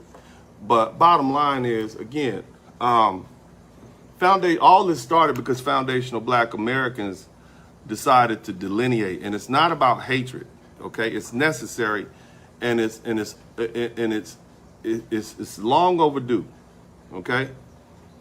It's long overdue. The reality is many Africans and Caribbean immigrants in the United States have already delineated. You've already delineated yourself from black Americans and each other, and you've done so without apology. Okay? You announce your flags, you speak your languages, you host your own cultural festivals, and you openly refer to yourselves as Nigerian, Ghanaian, Kenyan, Jamaican, Haitian, never simply as black American, unless there's a paycheck or a scholarship involved. You understand? See, that's delineation. You see, that's tribal allegiance. That's national allegiance. And you made it clear. You are not us.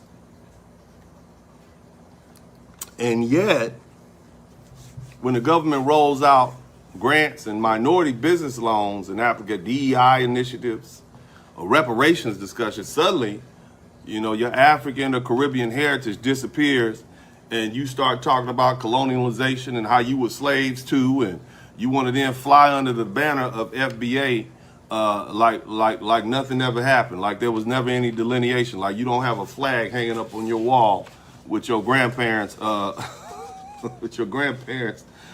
birth nation on it. You see? You wave your suffering like a flag when it's convenient. All right? But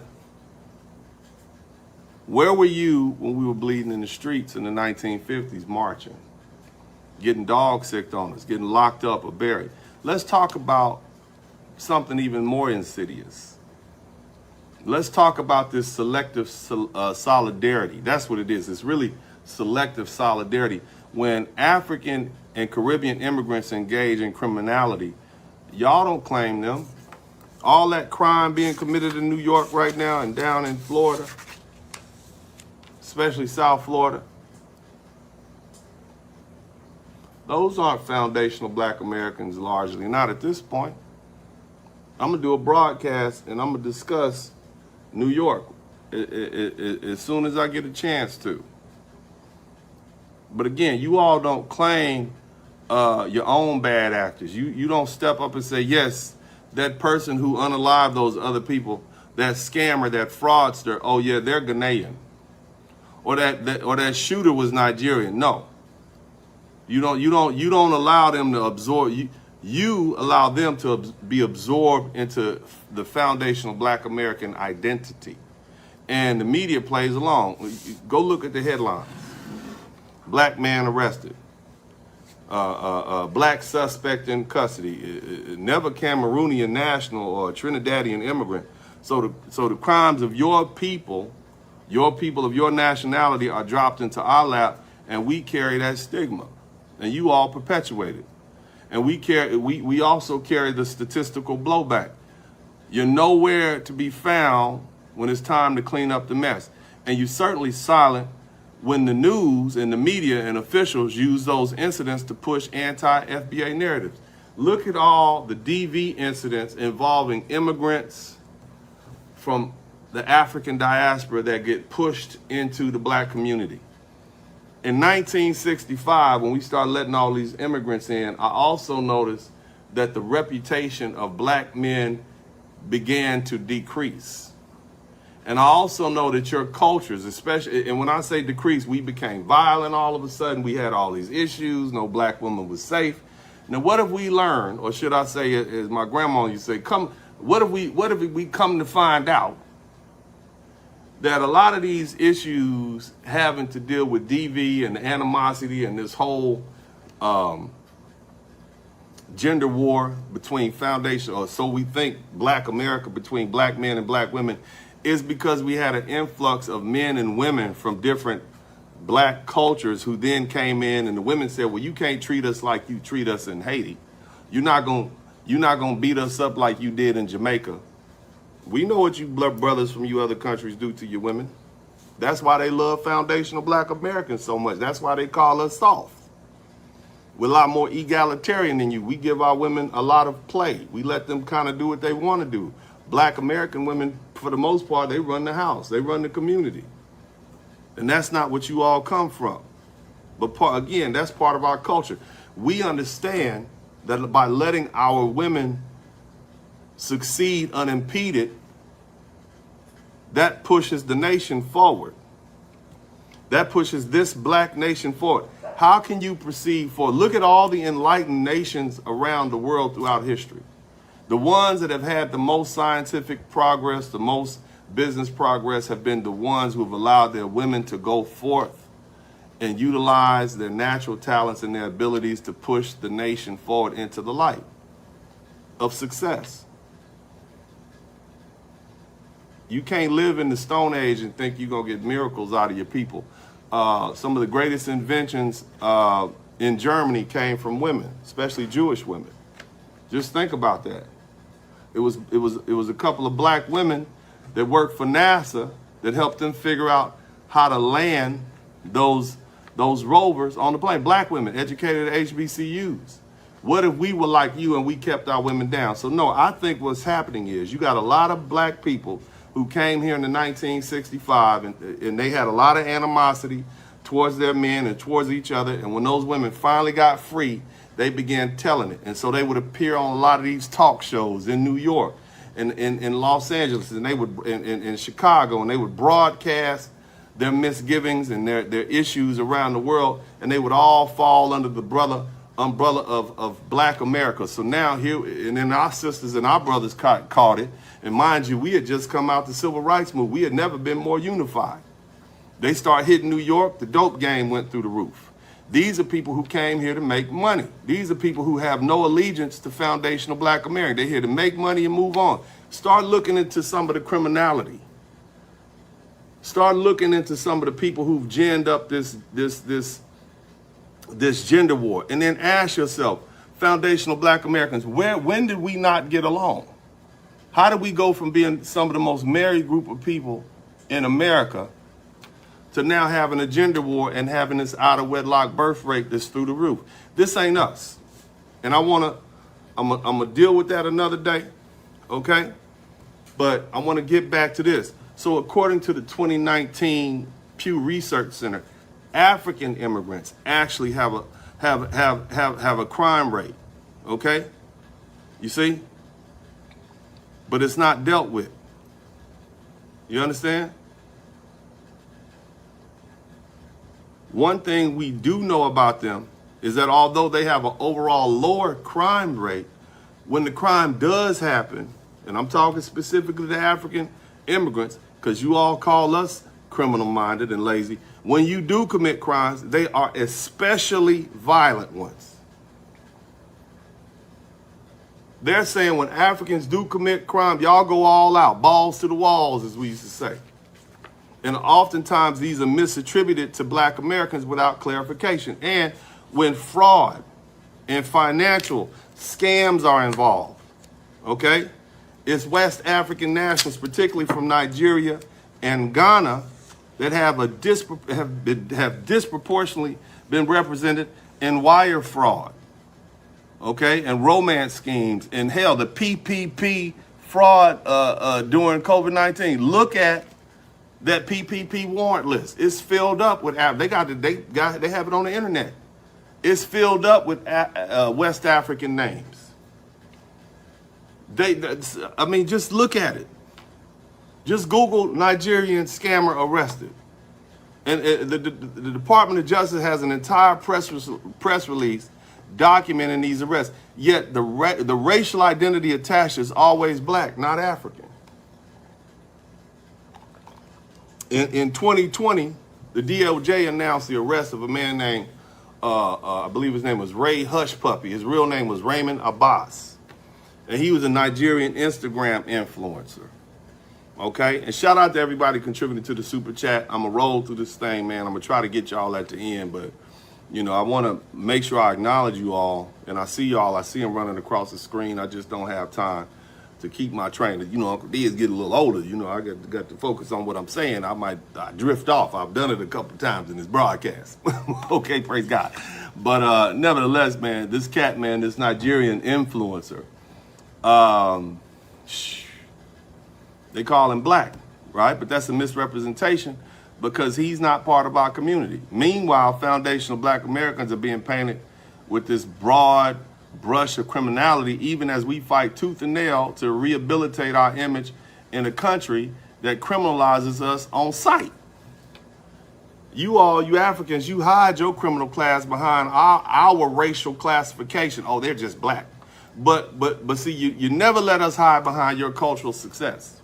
Because see, you want to claim your successful surgeons and tech entrepreneurs and PhDs and all these people to hold this, and you know, as Nigerian excellence and Haitian brilliance, and but when the drug dealer or the shooter or the grapist shares your accent or passport, right, you go silent. You let the media call them the generic term black. You understand? And that's not solidarity. That's being a parasite. That's parasitism. You understand? And so let's bring it home. I want you to understand something. I want to bring it on home. We're not asking for separation. Okay? We're demanding accuracy and accountability. We refuse to carry your sins on our backs while you hoist your flags in our faces. Okay? You can't claim us when it helps you and disown us when it hurts. You see? You can't hustle your way into affirmative action spots and set-asides and scholarships and educational positions and reparations discussions or black targeted economic relief and then mock us for being lazy or ungrateful behind closed doors. That's treachery. So the next time someone accuses FBA of being divisive, understand we didn't start this divide. We're just finally naming it. And we're drawing the line because we've been buried under the weight of misrepresentation and cultural theft and undeserved blame for too long. You delineated yourselves first. We're just returning the favor. Now, y'all check out these videos. I'm going to film a jelly job. I'll be right back. Y'all hit the #1 button, maybe. I think they are. As a matter of fact, my argument is FBA is white nationalism and blackface. I guess the algorithm is algorithming. I guess the algorithm's working because I saw this while toasting some bagels. But this is what I've been arguing. And obviously, consciously, he's been doing this longer than I have, especially on like the internet. He's way more prominent than I am. I just finally started speaking about these topics on the internet. For the most part, I just mainly talked about them in my personal life and like groups, political groups and everything that I'm in. But yes, I wholeheartedly agree. These groups are basically white supremacy and blackface. But worst of all, man, sorry, I'm gonna eat my bagel while making this because I was making a bagel before I saw that. Is that they're also grounded in misinformation, which is I don't like to use like hyperbolic words like scary or anything, but it is problematic because those, especially younger people who may be drawn into those crowds, they would be better off knowing nothing rather than learning from the people who call themselves FBAs. So, for example, Lord Jamar from Brand Nubian, I'm trying not to make this petty and personal, even though there's a bit of pettiness to it. Lord Jamar recently went back on Black TV, and I'm bringing him up because this recently happened, and he has the FBA ideology. You know, he gets on other black people about standing on code and this, that, and the third, and yet when he needs some money, he goes running back to Vlad, which I have nothing against Vlad or any of that. That's a conversation for a different day. However, but it gets worse because I remember during COVID, Lord Jamar was he was basically prompting like anti-science misinformation or disinformation at that point, because he was going on saying like, you know, fuck a mask, it's just the flu, yada yada yada. You know, colloidal silver is actually what works against you know, the virus and all that other stuff. And I know this for sure because I followed him on Instagram. That's actually what prompted me to unfollow him. The thing about these groups like, you know, FBAs and, you know, other I'm gonna say black supremacists. There's a better word for it. I just can't think of it off the top of my head. But I'm gonna use black supremacists because they're like very MAGA. We'll just call them black MAGA, right? That works. The thing about these like these FBA and black MAGA types, which is basically what they are, is that the it's pretty much almost a 1-to-1 parallel to their white counterparts. Okay. The only thing they do not have is the power, but you know, it starts, you know, like this superior conspiratorial rhetoric when it comes to like race. That's honestly just a sociological nightmare when you know anything about sociology. But it gets worse because it opens a rabbit hole that leads down to just conspiratorial bullshit with everything, including the anti-scientific information. And I can somewhat prove this. What was MAGA doing during COVID? 4G, 5G caused COVID, colloidal silver, they were prompting that. Was colloidal silver the also one that made you turn blue? No, ivermectin and all that shit that Joe Rogan was spouting. And on the flip side, you see a lot of the same rhetoric from the black FBA types and whatnot. And this is me like really just speaking in a very brief sense on this topic. You know, I'm not trying to be long drawn and really go down the rabbit hole. I can make a whole other TikTok on this that is more, you know, in depth and nuanced. But my whole point of this is it's bad because it's not just black supremacy, you know, it's not just, oh, well, white supremacy with blackface, you know, it's white supremacy with blackface and everything else that's under that fucking iceberg.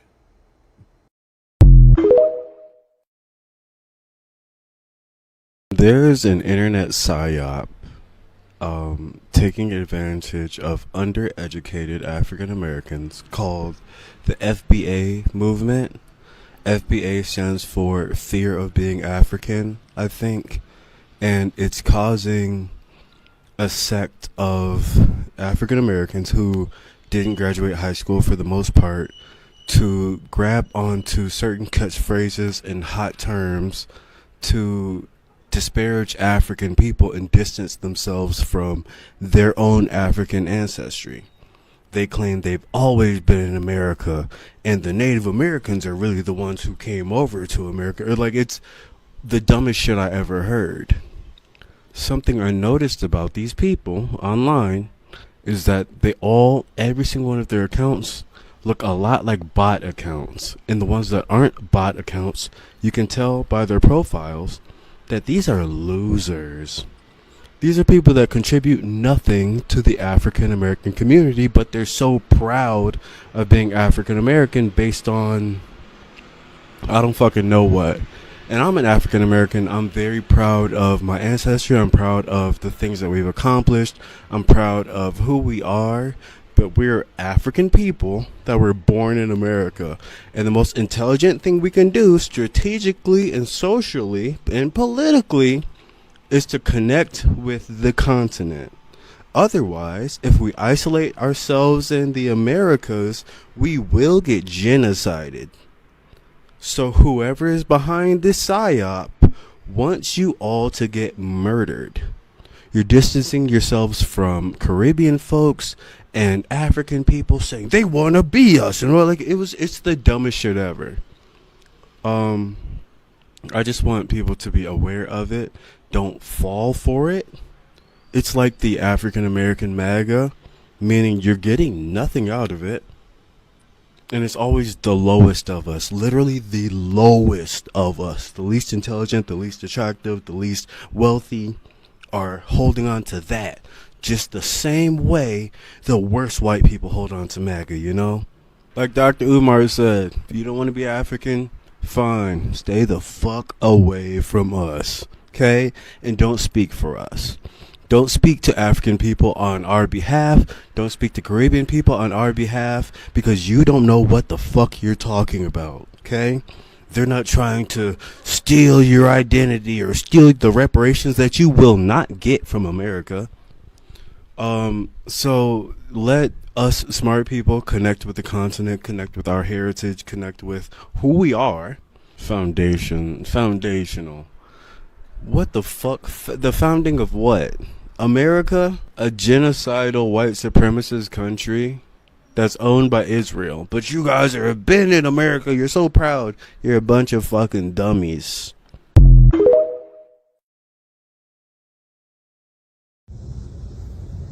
What difference do it make that the person who came up with the idea only got 6,000 followers? How many followers does a motherfucker need to have in order for the idea to be considered a good idea or for the idea to be validated? Who do you need to be? Do you need to be a celebrity? Do you need to be a politician? How much money does one need to have in order for your idea to be considered a good idea or for the shit to be validated? Why cannot the people come up with their own ideas for how the motherfucking people should move as a collective? Does not all great ideas start with the one motherfucker who came up with the idea? No cap. A lot of y'all have really valid reasons why you don't want to participate in the boycott, and that's cool. That's based on your personal belief system, your personal value system, you know, all of those things, and that's cool. I respect that. But then the other half of you motherfuckers, y'all are just a bunch of fucking followers, and the shit ain't trendy enough for you. You don't see no benefit in it. You don't think it's a good idea simply because to you, a nobody ass bitch came up with it. And then some of y'all, you just don't love yourselves enough. You're more worried about what the fuck you're going to take away from another group of people than what the fuck it could benefit to put back into your own motherfucking pockets. We ain't had no motherfucking problems getting on this app and holding black American hairstylists and black American braiders responsible and accountable for their bullshit, huh? You don't have no problem with taking your money out of their motherfucking pockets when you wasn't getting treated the way you wanted to be treated. We don't have no problem getting on this app and holding ourselves accountable and talking shit about our own people. But I guess we draw the line at the Africans because now we ain't gonna do that to our brothers and sisters. And another thing, why the fuck do y'all keep running up on my post trying to make me feel like I ain't nobody and that my opinion don't matter and all this other shit? Bitch, I am the consumer, okay? My opinion does matter. I have all the power. I don't give a fuck how much money I have. I don't give a fuck if I was a broke bitch. If I'm spending money in your motherfucking establishment, my opinion matters. And y'all seem to get that shit when we decided to boycott Target. Y'all understood the power of the consumer. I really hate the way that my people choose to perceive each other through a capitalistic lens, right? Y'all judge each other and give each other value based on a set of superficial ass fucking credentials that's based on a capitalistic system. You can choose to value yourself based on superficial shit, based on how many likes or followers or money you got, but we don't do that shit over here. Over here, everybody has value, goddammit. You're not gonna silence me. Y'all better stop letting these people make you feel like you ain't shit because you don't have a bunch of superficial ass, material ass bullshit. I don't care how much money you got. Your opinion matters. Speak your motherfucking truth, and I'm gonna tell you something. I'ma speak mine. So at this point, we are living completely rent-free in these people's heads. Things you got back home in America. So I low-key, I feel like American and then the Eritrean society is different because if you're in America, you're by yourself, but when you're here, there's people that can help you, and that you're not alone. You have a community behind you. Everyone here is brothers and sisters, no matter what. America is you have to do something to gain someone's trust, or they're just for them to care about you. And so when I take that back to America, I want to explain to not even my friends, but my future kids that like you have a background. You don't have to be lost. Like a lot of Americans, they don't know who their grandfather is, who their parents are. Like, and so it's good to have like a good background. If Eritrea is so much better than America, why you got to come over here for your education? Why do you have to leave Eritrea to come to America to get whatever services you need? right? Then you come over here, you get all the resources you need, and then you take your little skinny ass back to Africa. Listen, you guys need to stop talking about us. I know who my grandfather is. I know who my great-grandfather is. Black Americans know who they are. We're American. 1619 and before. We've been here for a very long time. Before Eritrea was recognized as a single country, all right? So this is the point I'm trying to make. Leave us alone, okay? Leave us alone. Y'all didn't bought, look, y'all bought Essence and hijacked that. That's the last straw. Now, I kind of see why they do not want us to drop the African from our American name. Do you know that African Cameroons are basically losing their temporary protections, and they need to be up out of here by sometime early August. So who is the real wildcat? Y'all know that's what Al-Qaeda mean, the slur that they call us, some lost little cat who don't have a home. Who is the real Akata? And also, meanwhile, while Nigerian Africans are being kicked out and banned from every country, America is telling them no longer are you going to get 5-year visa to stay here and just parlay and chill. You only get 3 months and you need to go back home, or we're going to come find you and deport you. Deport you. Isn't that something that they would do to a wild animal? Like as far as catching them? If I was an Al-Qaeda walking around, wouldn't they come capture me and take me somewhere? Who is the real Al-Qaeda? How y'all go from a 5-year protection all the way down to a 3-year protection? Until you do right and put some respect on the American black people name. But yeah, while y'all was running around here secretly whispering and calling us the Al-Qaedas, okay, it looks like y'all about to be running around like some wild lost animals trying to find your way back home, okay? And y'all said it behind our back. Even when we was little bitty kids, we was bold enough to call y'all some African booty scratchers to y'all face, okay? So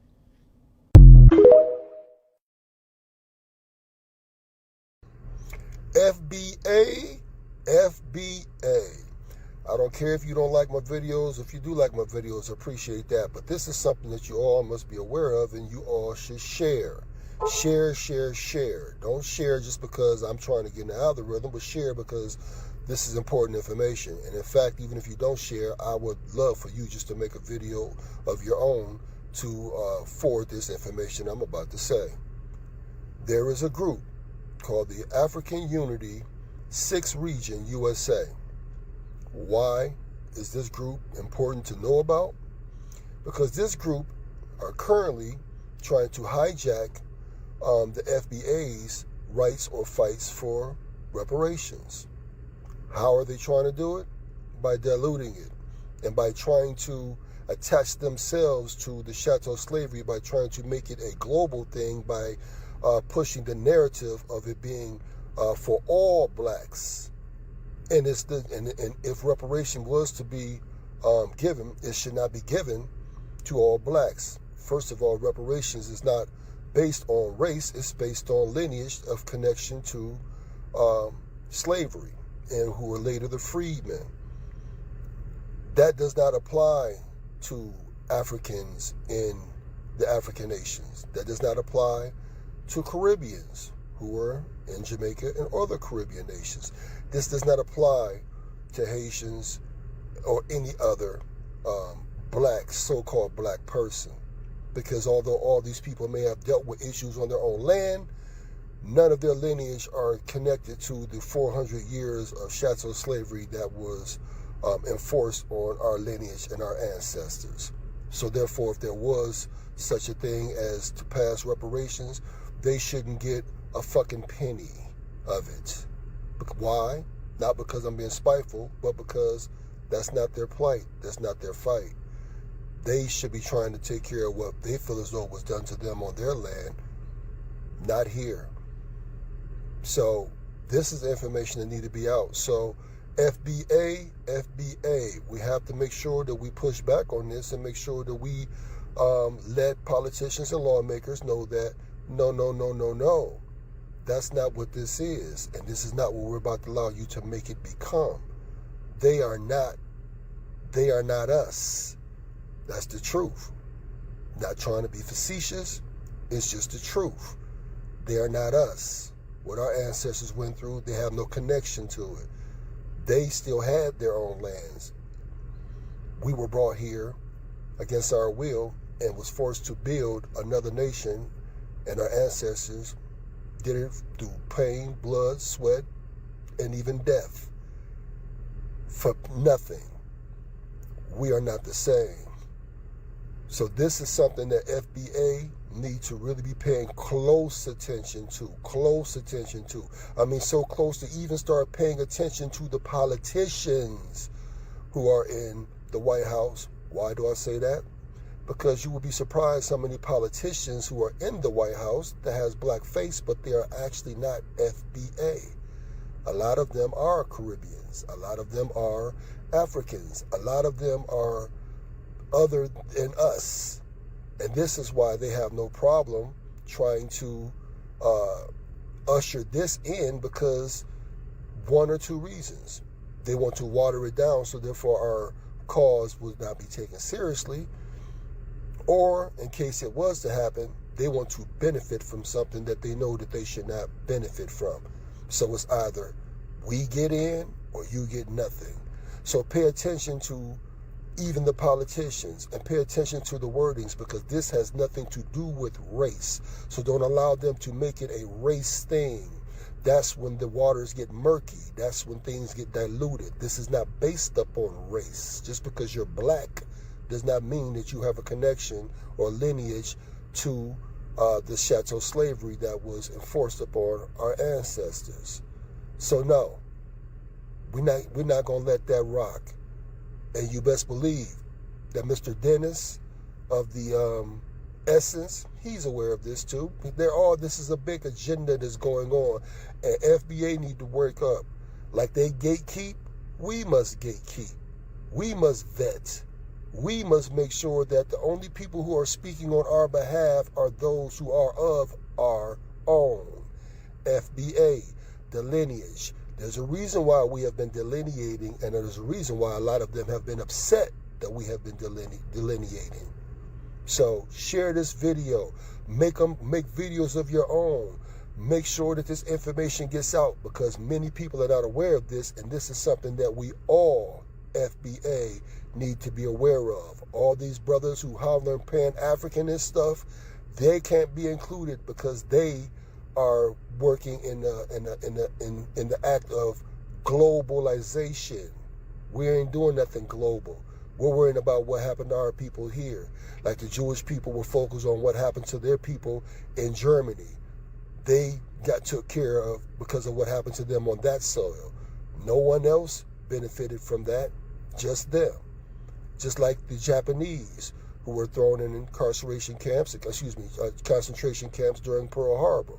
When they received their reparations, it did not go to Japanese and Asians of other nations and Chinese. No, it went directly to who of those who went through it. And that was gatekeep. And we must keep our gate the same way. So pay attention and go research and look it up.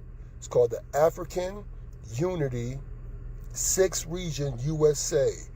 Read up on what their itinerary and what they're doing, because it does not benefit us. Peace and blessings. With all due respect to the ADOS's FBAs, to the pretendians, to the Solanis, to the Black Americans, African Americans, to the ones that are on TikTok, to the ones that are on social media, perpetuating misinformation and disinformation in your community. What is the end goal? What is your end goal? I need you to understand this. I need you to digest this. Xenophobia amongst oppressed communities is nothing but self-destruction. I learned a while ago it's important to start listening to people that came before you, because they have experiences that you have never had. And it does break my heart to see so much misinformation and disinformation perpetuated on this app, especially when it comes to the Essence Festival. The Caribbean and Africans, they want what we got. They want what we got. We always ran Essence. We always ran Essence. What the fuck? Y'all should be embarrassed. The truth is, you don't know who is Caribbean. And most of the time, y'all don't know who African until y'all see their names. I'm going to read off my notes so I can be succinct. I'm not trying to hold you. So let's go back to 44 years ago.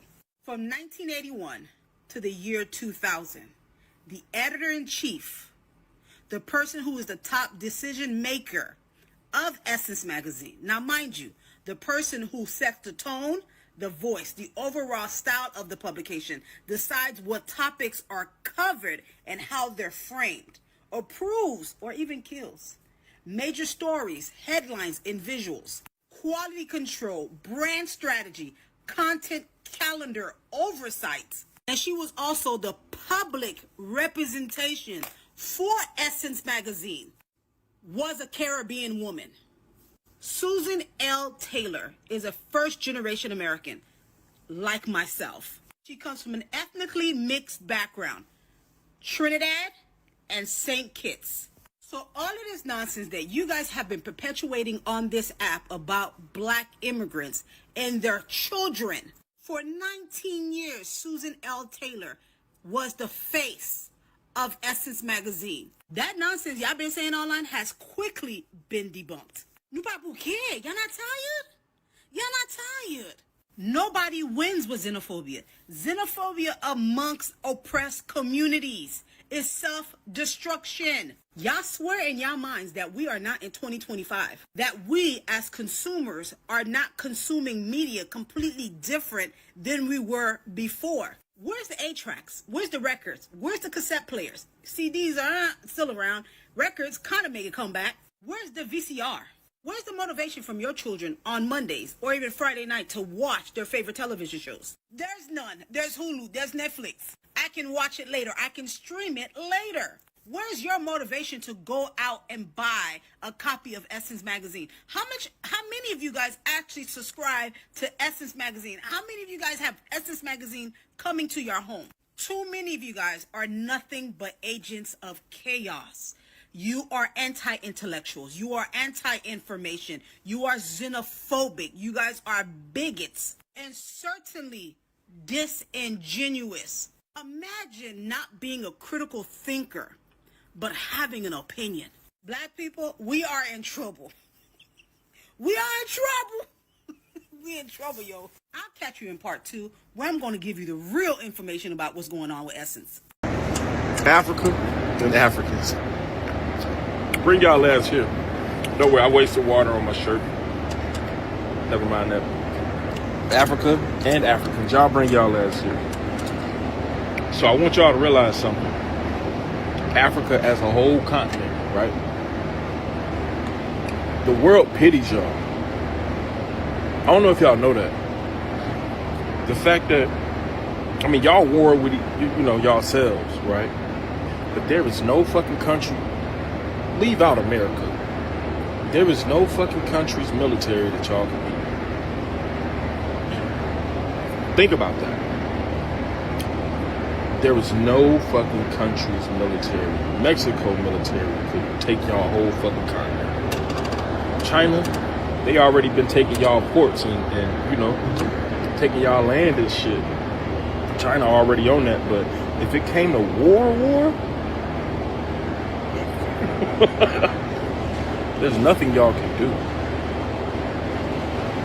The fact that Africa isn't named Europe right now is straight pity. Any fucking country on this earth, if we went to war with Africa, any fucking country, you would be France. Bitch, you would be the Ukraine. You would be fucking Russia. You would be America. There's nothing you fuckers can do. Do you realize that? We feel sorry for y'all. The world pities y'all. That's why no one is actively they just like, lead them over there, let them do their fucking thing. No one dislikes y'all. We pity you. There's nothing y'all can do in your country to protect yourself from any other country. Let alone coming over here talking about war with black. Bitch, please. It's not possible. We're sorry for y'all. 80 cents a day. Can be more since the 90s. We've been pitying y'all. So stop with all the, I don't know what the fuck y'all think y'all doing, but y'all come over here and get a fire under your ass or something, like y'all something. No. We shop with y'all because we feel sorry for y'all. Ain't nobody going to war with Africa because the world pities you guys. Y'all fighting each other. Unaliving little girls. Child soldiers. Fuck. Y'all ain't even got enough men to fight you enlisting children. Africa, shut the fuck up. Disrespectful. Shut the fuck up. So, you know, as you think about this thing, and we're going to wrap this thing up in a minute, but I want to make sure I hit all these points because this is important, because that young lady is now talking about war. And we got crazy people out there who will say crazy things. You understand what I'm saying? Here's the thing. One of the most arrogant and fundamentally flawed assumptions that African immigrants often bring with them is the belief that their pure sub-Saharan African ancestry makes them somehow more authentically black than foundational black Americans. And see, they cling to the notion that 100% African lineage equals superiority, as if that somehow makes them more legitimate. I think what they fail to realize is this, and this is a hard truth, okay? And I really don't know how to say it, but to say it. What many of you all are too culturally unaware to understand is that we, foundational black Americans, are not trying to be African. We are not you. We don't want to be you. In fact, we like being ourselves. More importantly, we're something entirely new. There was one young man who said that Nigerians are the evolution of black Americans. And I'm like, this guy really just doesn't know. You and your big forehead that's this long, we don't want to be you, sir.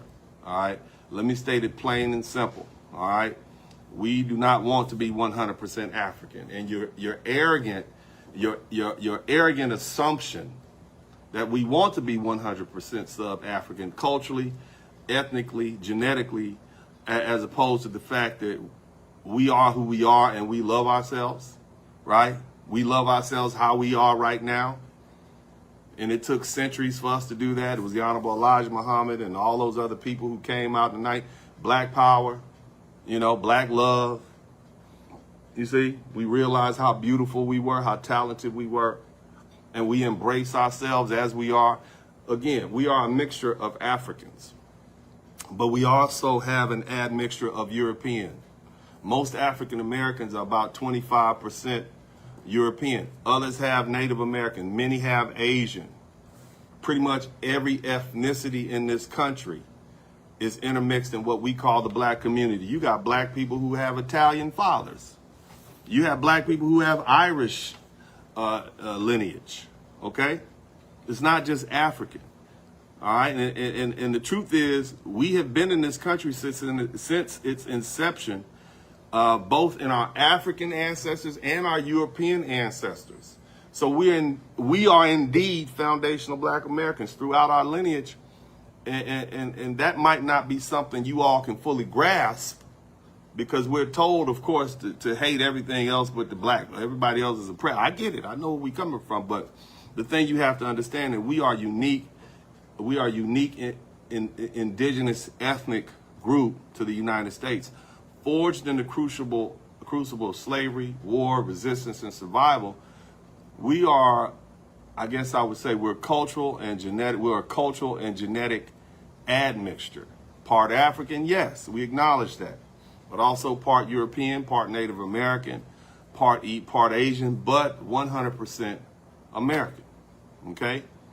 We were literally bred on this land. Over time, we embraced that identity, and we built a culture, a music, a language, a spirit, a soul that's not African, okay? Okay, it's uniquely Black American. I'm not denying the African heritage, but I'd be foolish to deny everything else. We don't look like 100% sub-Saharan Africans. We don't. And for you all to keep insisting that we do is just foolish, because anybody can tell. Look at yourselves in your tribal forms. We see you, you see you. But the more important point is, it took centuries of struggle to learn, for us to love ourselves, to shed that internalized shame put upon us by slavery and Jim Crow and the media demonization. And now that we do love ourselves, here you are, you arrive here with your colonial biases and call us lost, or you call us lazy, or you try to say we are less than, as if we're some broken reflection of what you think blackness is supposed to be. But here's the truth. Your idea of blackness is not our standard, and it never has been, and it never will be. We like being Black Americans. We like looking how we look. From light, bright, damn near white, to dark black and pitch black as midnight. That's us. And we cool with that. You need to understand that. We don't want to be you, and you will not be us. And see, we don't need to chase African authenticity to validate our existence. We don't need tribal names. We don't need traditional garments. All right? We don't need our native tongue to prove who we are. You understand? We are FBA. We are foundational Black Americans. We are the sons and daughters of people who built this nation, from the plantation fields to the battlefields, from blues to hip hop, from cotton to Congress. All right? And our roots are deeper in this soil than yours ever will be. Look, our African ancestors were here before 1776, and they were here before the Europeans were here. So when you scoff at our mixed heritage or look down on our Americanized culture, understand this. We're not ashamed of it. We're proud of it. It's what makes us resilient and resourceful and revolutionary. You might not be able to grasp what it means to be a people born of trauma, yet we transformed it into a global cultural powerhouse. You may not understand what it means to be a hybrid, to have the best of everything. That's us. To create something from broken pieces and still make it beautiful. But just because you don't understand, it doesn't make it less real. You're a guest in our country, and one that we built, one that we helped build, one that everybody acknowledges that we helped build. And walking on land soaked with our ancestors' blood and reaping the fruits of rights we fought and died for. So before you ever think to question our authenticity or mock our identity, understand this. We are not trying to be African. We are proudly and unapologetically foundational Black Americans. That's not confusion. That is clarity born from centuries of fire. So I'm going to let the rest of these clips play. We about finished. I'm going to come back and give my closing statement, man. Shout out to everybody who's been contributing to the Super Chat. Got much love for you. Y'all check this out. I'll be right back. With all the immigration issues going on in America, it's not just affecting Latinos. It's hitting the Black community too. Haitians, Nigerians, Jamaicans, Ethiopians, everybody is feeling the heat. But this situation is forcing a conversation we should have had years ago. Let's be real. A lot of Caribbeans and African immigrants have made it a point to separate themselves from the Black Americans, to the point to where they don't even want to identify with us. Whether it's because propaganda they've heard before they got here, or just trying to do better in a system they thought we failed in, they've distanced themselves hard. But now, the same system is turning on them. And who are they looking at for help? Foundational Black Americans. And here's where it gets uncomfortable. A lot of us feel like it's too late. We've dealt with the shade, the disrespect, the cultural mockery, and now suddenly, y'all want unity? Listen, here's my take. it's not too late if you're willing to drop the ego. If there's going to be real unity across the diaspora, it can't be on false terms. Caribbeans, Africans, you got to let go of that superiority complex. You got to stop looking down on the same people who built the foundation you're standing on right now. Most importantly, if you really want this alliance, you have to let us lead. Because no disrespect, but when you know this system is better than anybody, we've been fighting for 400 years. We understand that the legal game, the culture, the economy, and the media game, we don't need cheerleaders. We need co-strategists.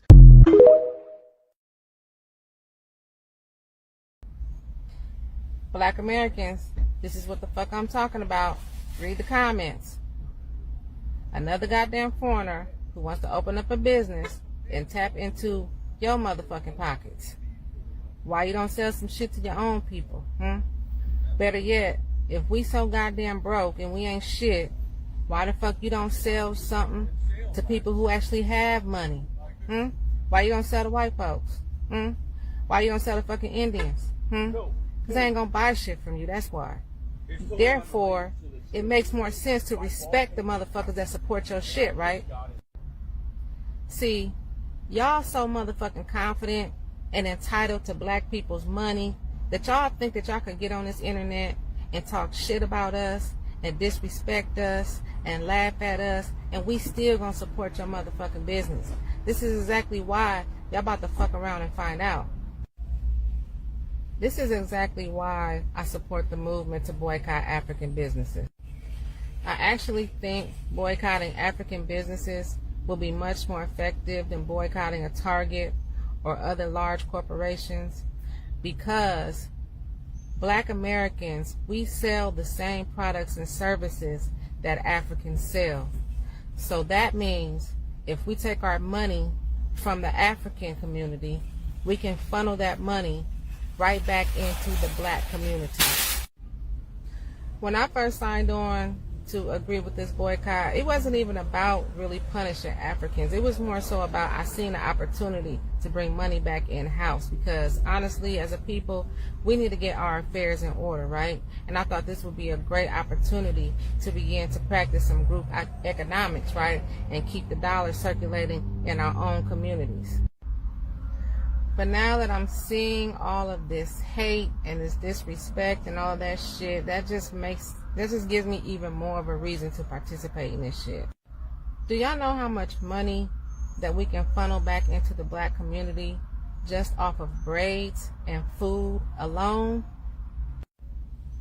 Now, a lot of y'all are saying, well, why don't we boycott all these other races? And while I do agree that we need to boycott all these other races, but with the current environment, with us finding out about what the African leaders are trying to do by colonizing and tapping into black people's reparations, and we see what's going on culturally with these people trying to replace us and insert themselves into our culture, I think the timing is right to start with the Africans. Also, it's easier. It's just easier at this point, because trying to boycott the Asians are going to be a lot more difficult, and let me tell you why. Many of our sisters have expressed that they have had to deal with lots of barriers to entry when it comes to the beauty supply market. Because we don't have the numbers and we don't have the capital that they have, we are not able to compete with the Asians when it comes to price and the type of products that we collectively desire as black women. Also, from what I understand, based on what the sisters are saying, is that the Asians, they have little ways and little policies of making it hard for black women to tap into that market. So it's going to be a little more difficult, and it's going to take a little more strategy and a little more unity in order for us to really tap into that market. But braids, food, Uber, bitch, we got that.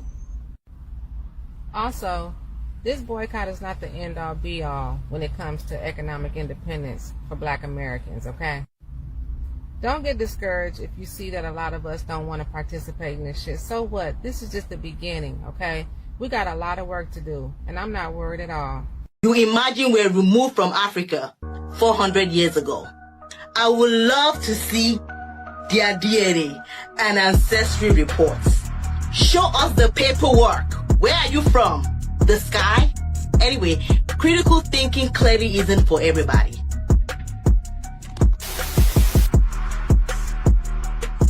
But do not ask others not to go there. It's not your business. It's not your business. And look, in Africa, when you get mad, and God make you mad, and you get into a market, you're finished. You cannot be healed. So be careful. When this madness of yours kicks in on August 1st, don't go to any other store, any other business, because that's where it ends for you. So I have spoken to you in a language that you're supposed to understand, which is African proverbs. But since you've been cut off from African reality and denying it, I have interpreted it for you.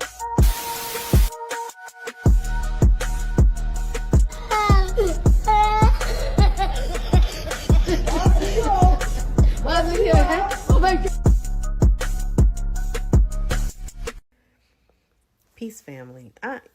Y'all, I don't get the FBA movement. I love my people, and I get that we are foundational Black Americans, but that doesn't squeeze out the African in me. Like, what?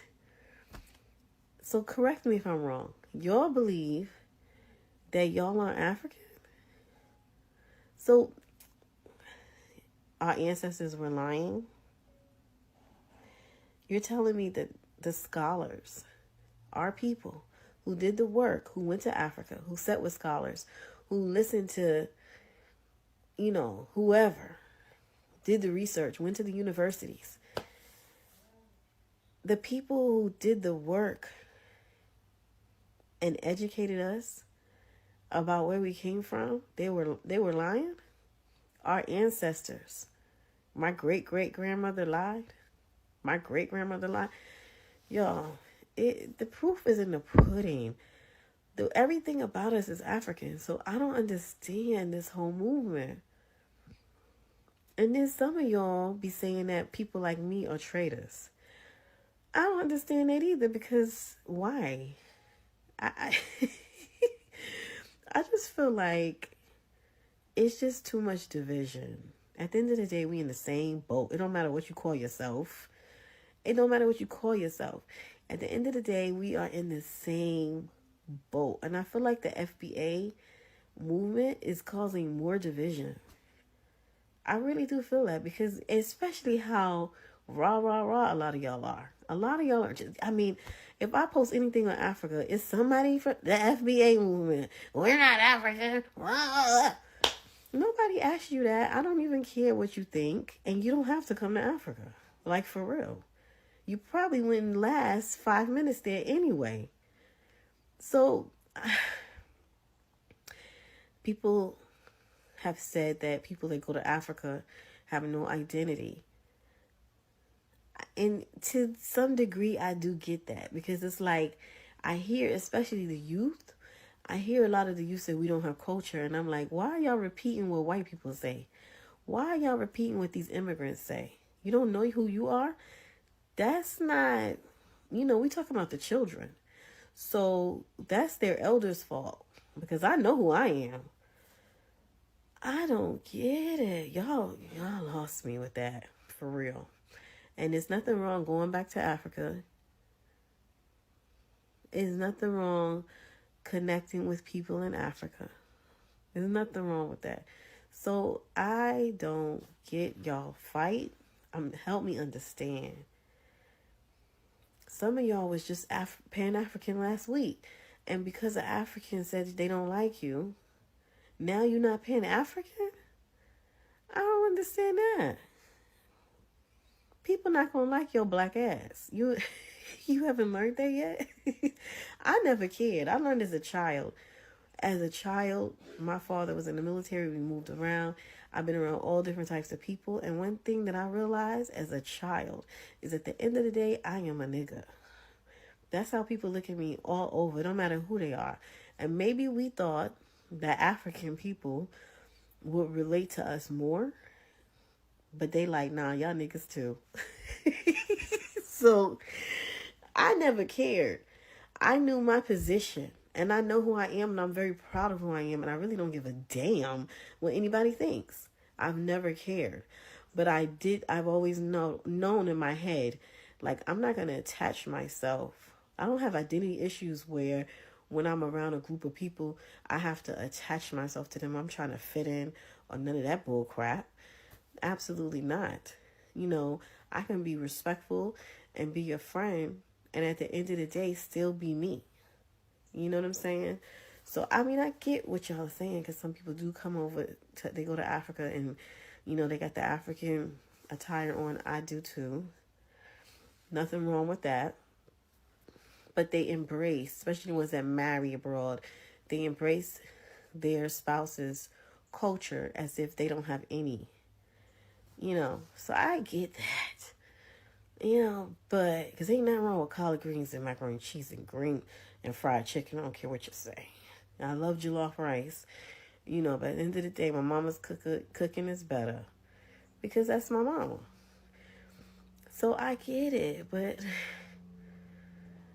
I think some of us are kind of loony.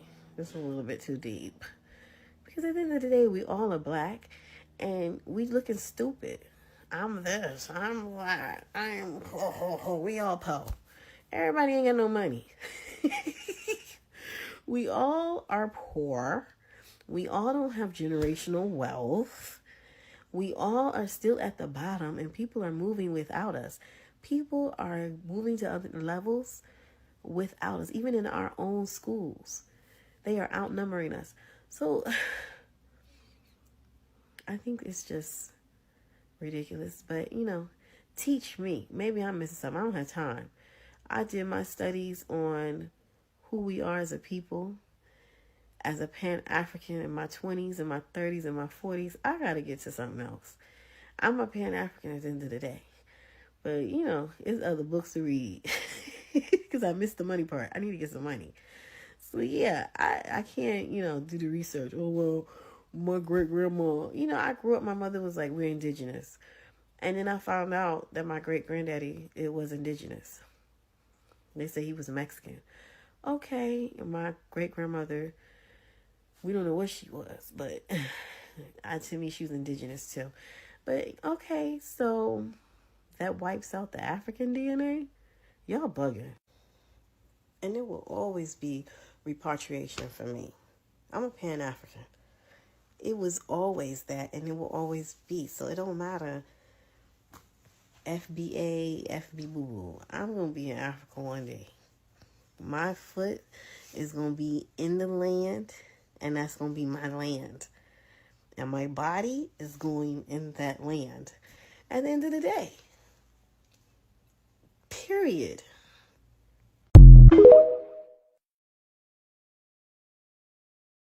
Every single time I get on this app, I see African Americans, people within the diaspora, even sometimes people on the continent talking about or just promoting anti-black rhetoric, right? That's what they're advocating for, the separatist identity. Hey, if you're black, you come to America, or if you're African, you come to America, you need to assimilate to American culture. If you're part of the diaspora, you're not black or whatever, you know what I'm saying? Trying to be your own person, trying to be Native American, all this trivial things, right? Just culture wars, identity politics, things that are actually very, very counterintuitive, very reactionary, and they're harming black people more than it's helping them, and that's anywhere regardless, right? Like, whenever you're being very separatist, sectarian, you're making it easier for white supremacy, for capitalism to divide us, right?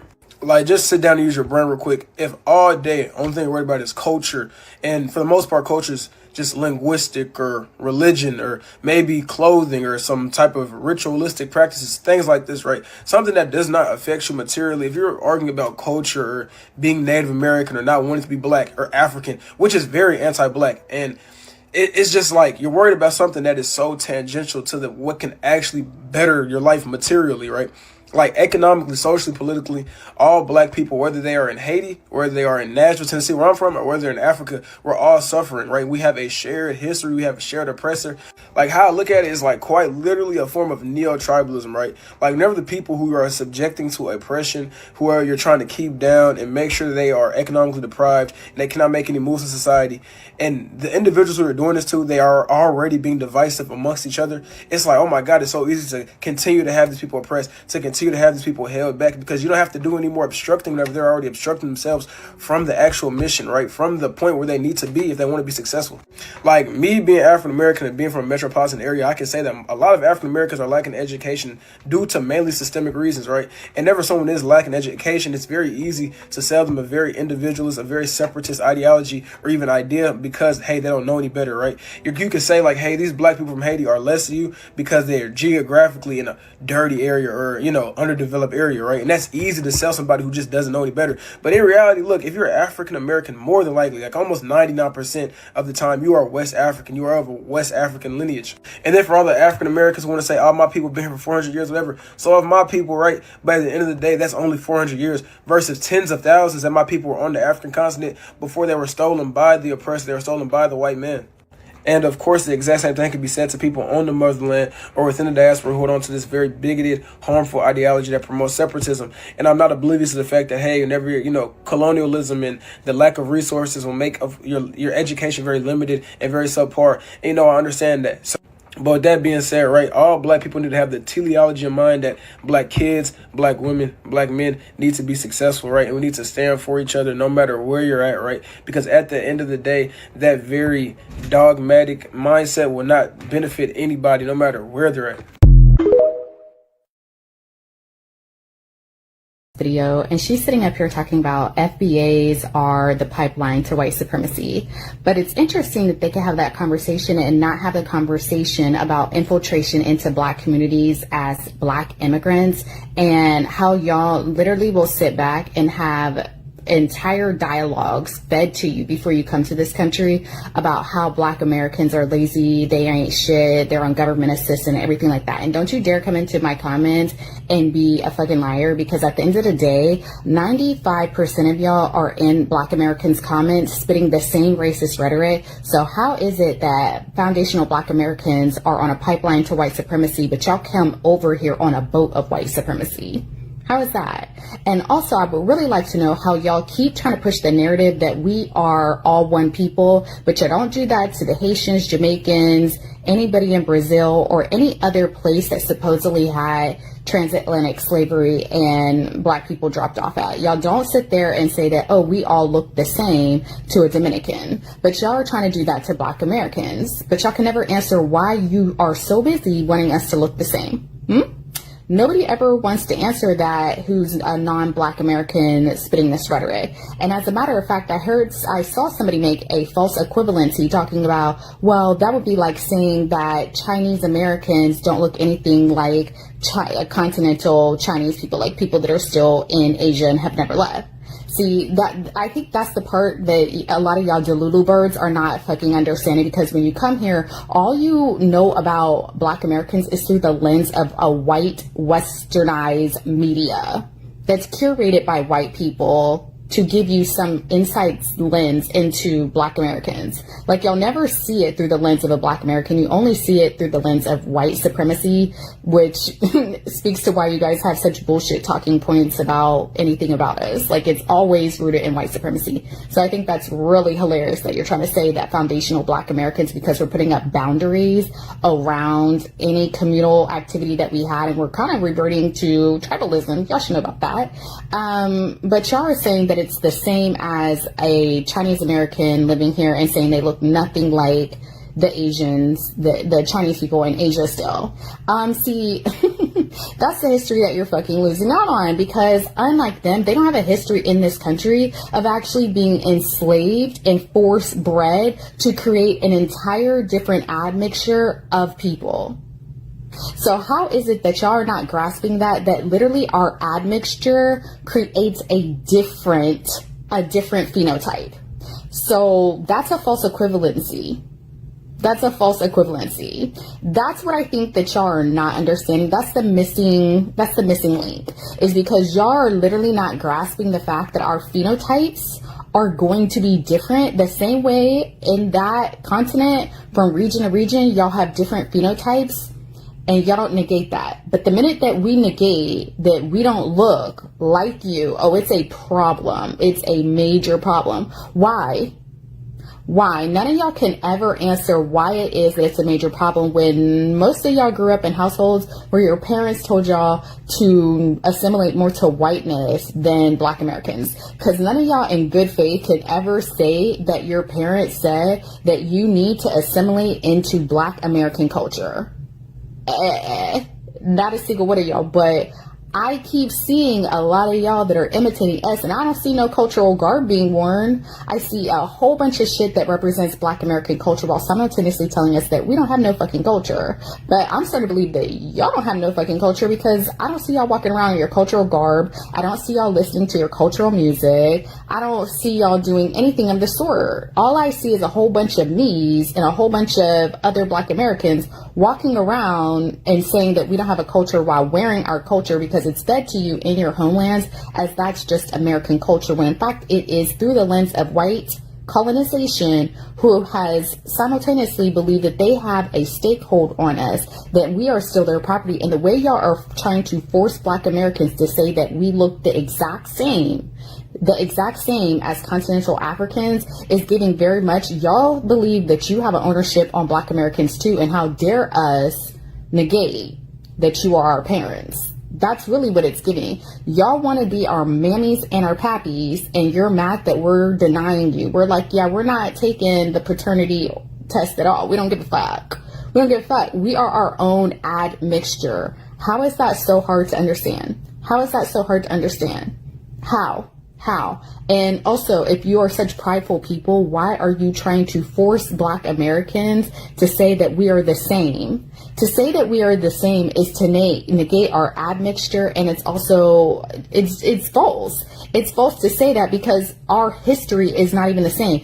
And not only that, a lot of times I can tell when it is a Black American, even if y'all cosplay us, because the moment that there's a white person or a white baby or anything like that in the room, it's always going to tell. Y'all are always going to tell on yourself how you interact with non-Black people in spaces that might be predominantly Black, and then a non-Black person walks in. That's usually how I can always tell. I mean, I usually can tell on phenotype, like, let's be for real, but a lot of times I can tell based on how you interact with the white population. And I'm not going to elaborate on that because if you know, you know. All right, y'all. So we're talking about FBA versus African immigrants and the beef that's going on. So this is kind of like part 3, but I said I'm not trying to go in no series of it or whatever case may be. But in part 1, I was talking about how I got started, like as far as Black people is begging the American government change our name back to what it was. Nobody asked Jesse Jackson to change it to African American.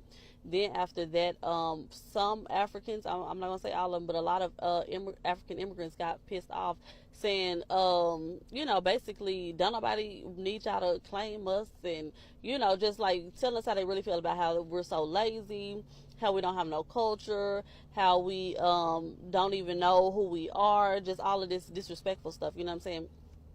So now this leads us to Black people finding out how Africans truly feel about us. The mask is off. They are emboldened. They feel like they better than Black people, whatever the case may be. So now Black people, they feel comfortable to say these things about us out of their mouth. They Africans in the beginning, when they first got to this country, I feel like they knew to kind of keep it quiet about, how they feel about Black Americans.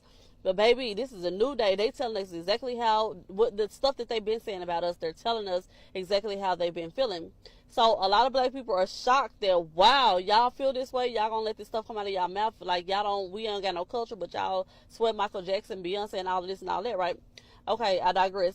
But so Black people are like, let's boycott the African places, right? I don't know if it's really gonna happen like that. I don't get my hair braided by African braid shops because my hair is too sensitive. They braid pretty tight. But I know it is about to be back to school, and a lot of people are going to need their kids' hair braided for school. And what's so good about when Africans braid your hair, it's like 5 of them on your head at one time, so you done in like 30 minutes, okay? Versus us having to do our own hair, and it's going to take us like 8 hours to do, our hair or whatever the case may be. But and then I don't know where else do we spend money at. I never eat African food. I don't, so I don't know what other business can be affected by this, but the Africans are clapping back saying, baby, y'all want to boycott us? We're going to boycott y'all back. But I bet you Africans people is not turning down no money, which is, I don't know, I'm just guessing, but I don't think that if anybody calls them on August 1st and asks for a service, they're going to be like, yeah, baby, come get your hair done. Bring me that $200. Okay, y'all, let's keep talking. There's an internet psyop taking advantage of undereducated African Americans called the FBA movement. FBA stands for Fear of Being African, I think, and it's causing a sect of African Americans who didn't graduate high school for the most part to grab onto certain catchphrases and hot terms to disparage African people and distance themselves from their own African ancestry. They claim they've always been in America, and the Native Americans are really the ones who came over to America. Or like, it's the dumbest shit I ever heard. Something I noticed about these people online is that every single one of their accounts look a lot like bot accounts. And the ones that aren't bot accounts, you can tell by their profiles that these are losers. These are people that contribute nothing to the African American community, but they're so proud of being African American based on I don't fucking know what. And I'm an African American. I'm very proud of my ancestry. I'm proud of the things that we've accomplished.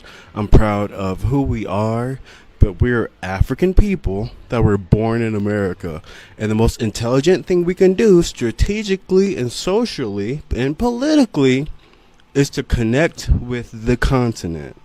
Otherwise, if we isolate ourselves in the Americas, we will get genocided. So whoever is behind this psyop wants you all to get murdered.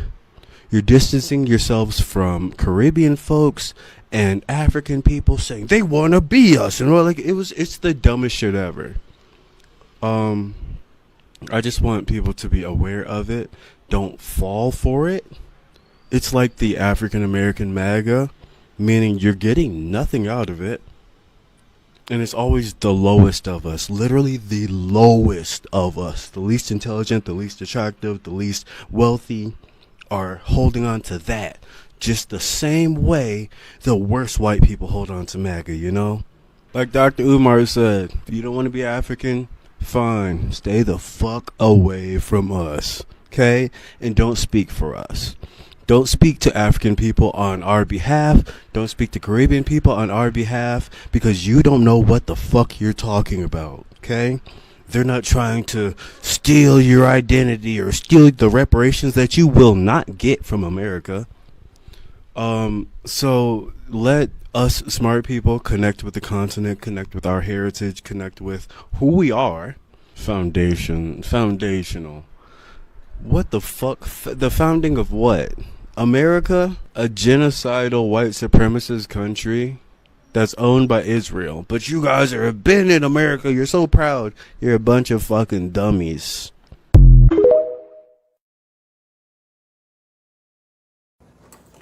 All right, man. Shout out to everybody who's contributed to the super chat. If you guys like what I'm doing here, if you like this format a little better, it's a little bit more free flowing, make sure you subscribe to the channel as we march our way to 100,000.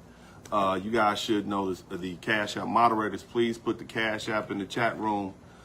In addition to that, family, just to let y'all know, we got love for you. Foundational Black Americans have love for all the diaspora. We're some of the most loving people. We greeted the Irish with open arms when they came here. We greeted the Italians.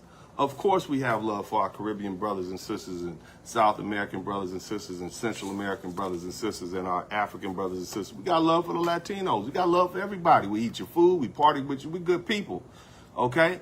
But understand that you all have practiced anti-black and anti-black racism towards us.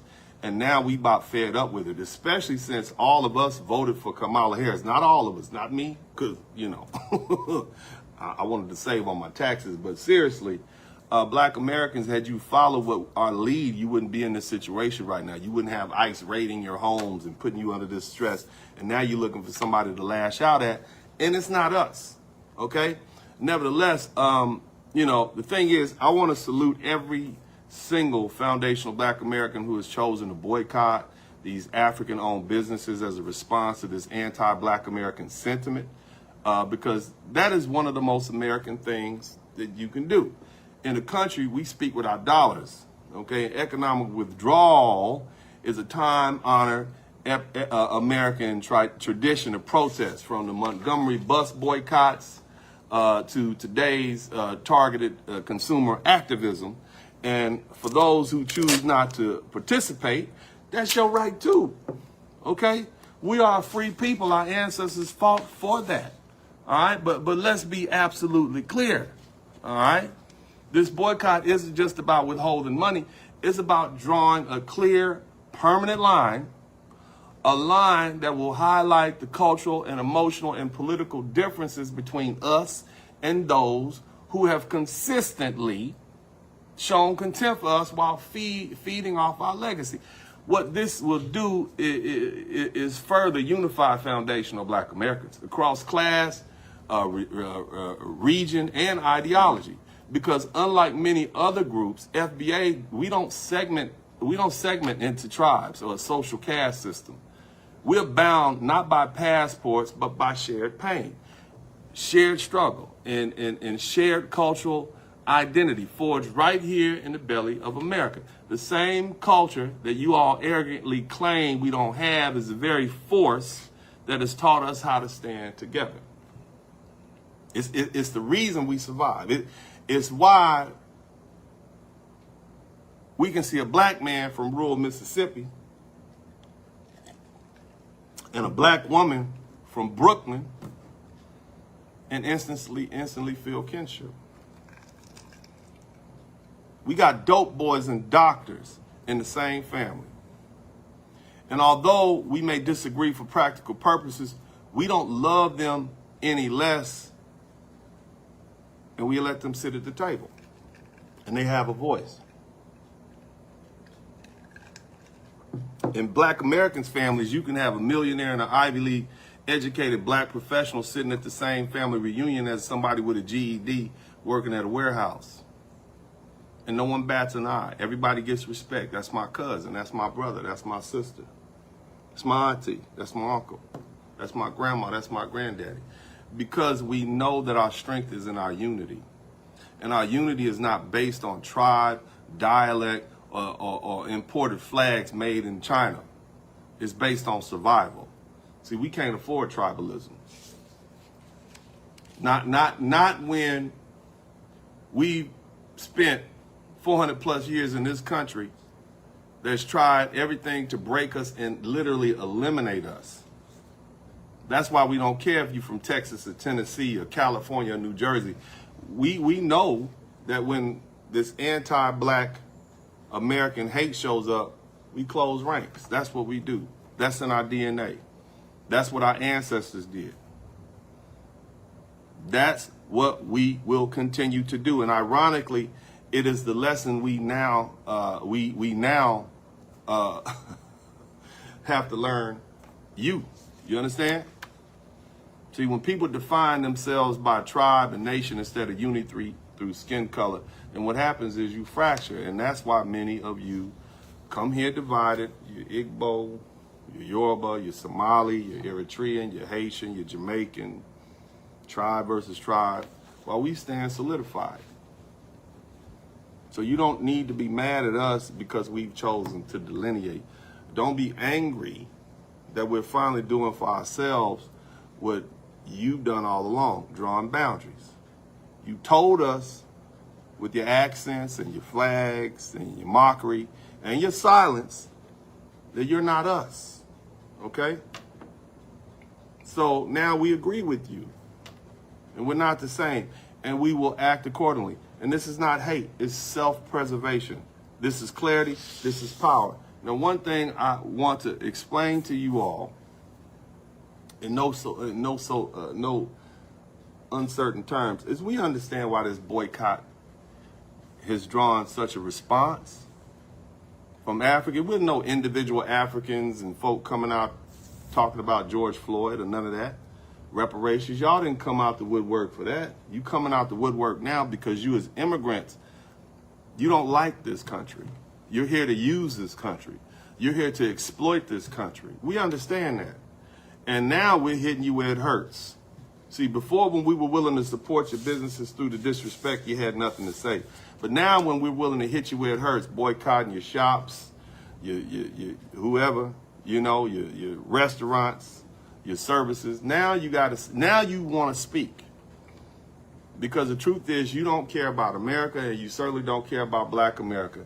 And we've known that for a long time. If Africa and Africans really cared about Black Americans, y'all have sent some ships over here to get us a long time ago.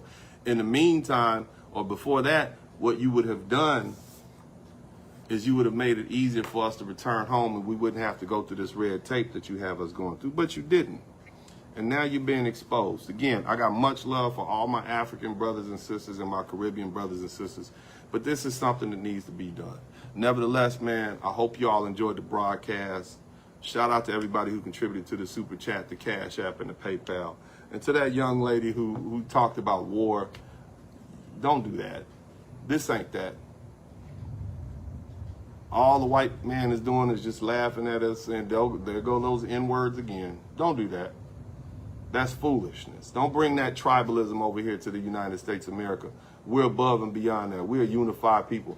What y'all need to do is fall in line and follow us, because we got this. We don't need your assistance. We don't need your input. We just need you all to fall in line so we can make it another 400 plus years. This is Uncle D, and as I always say at this time, I'm out.